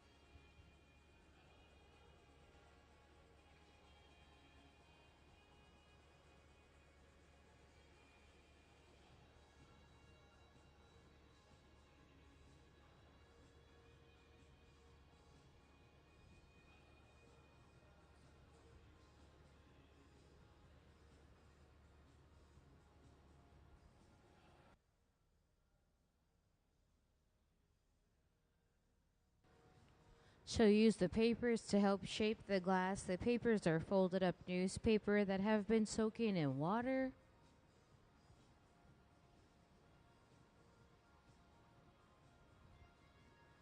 That bright orange part is the color. It's haloed with clear glass. In the beginning, the glass, while they're working, it's pretty hot. And then as we get closer to the end, you'll be able to see the true color it'll be when it cools down. Closer to the true color it'll be when it cools down.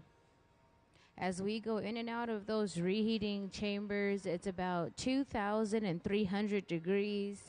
Those glory holes are powered by natural gas and forced air. And then she'll dip into the optic mold. The optic mold will freeze the design of the mold into the layers of the glass. It'll create low and high points.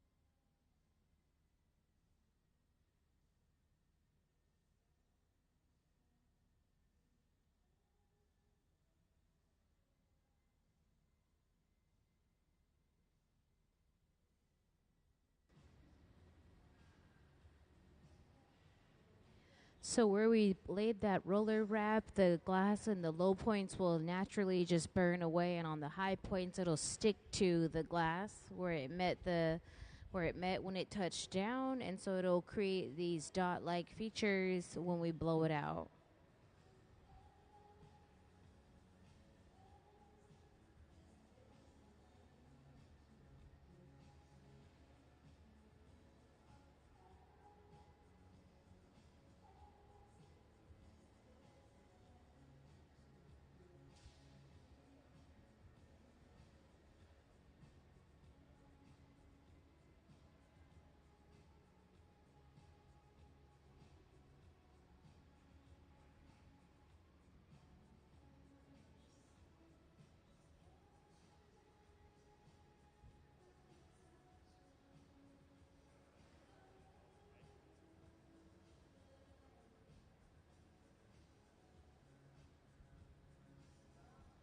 She'll use her jacks to carve into the glass to clean up the pattern.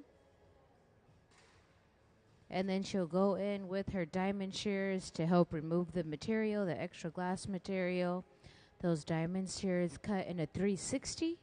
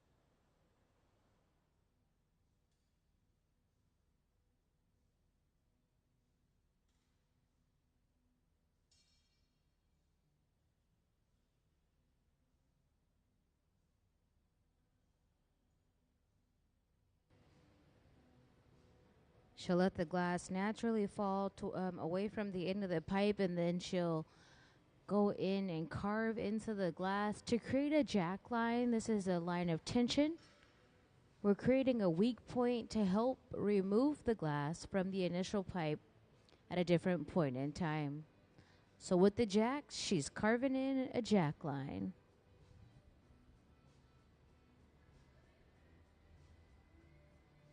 It's really important that she shields her from the heat with that paddle. You guys can't feel how hot it is. That glass really bites at the skin due to the high temperatures.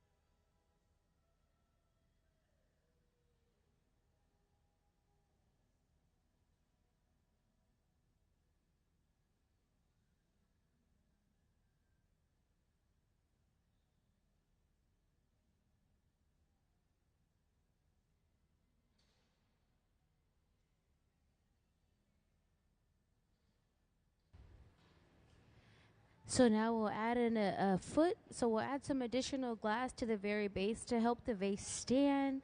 This glass is clear, and it's a great example of how all the glass in the furnace is clear when we take it out. It looks orange only because it's super duper hot.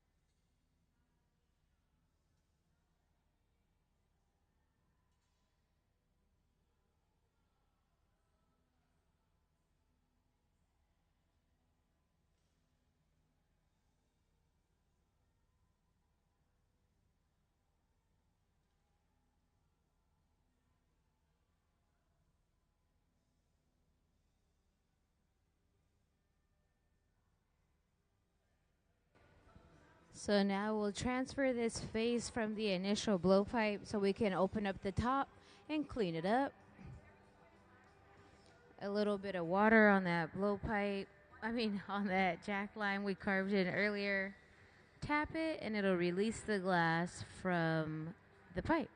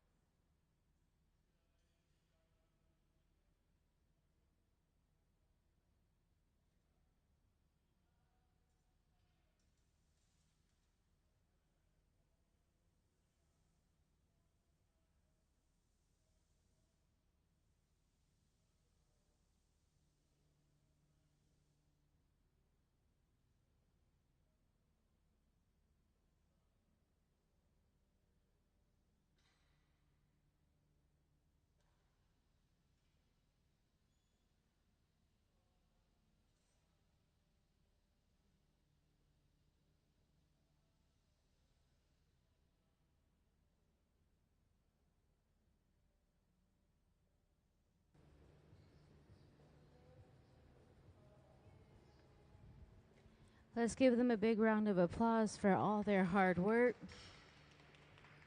We'll put it into the annealing oven where it'll cool down. It'll need to rest there until it cools down overnight. Everything that we stamp with the Museum of Glass logo will be available for purchase in the store. So if you're interested in taking something home made by the Hot Shop team, be sure to look for the items made here in the Hot Shop when you shop the store.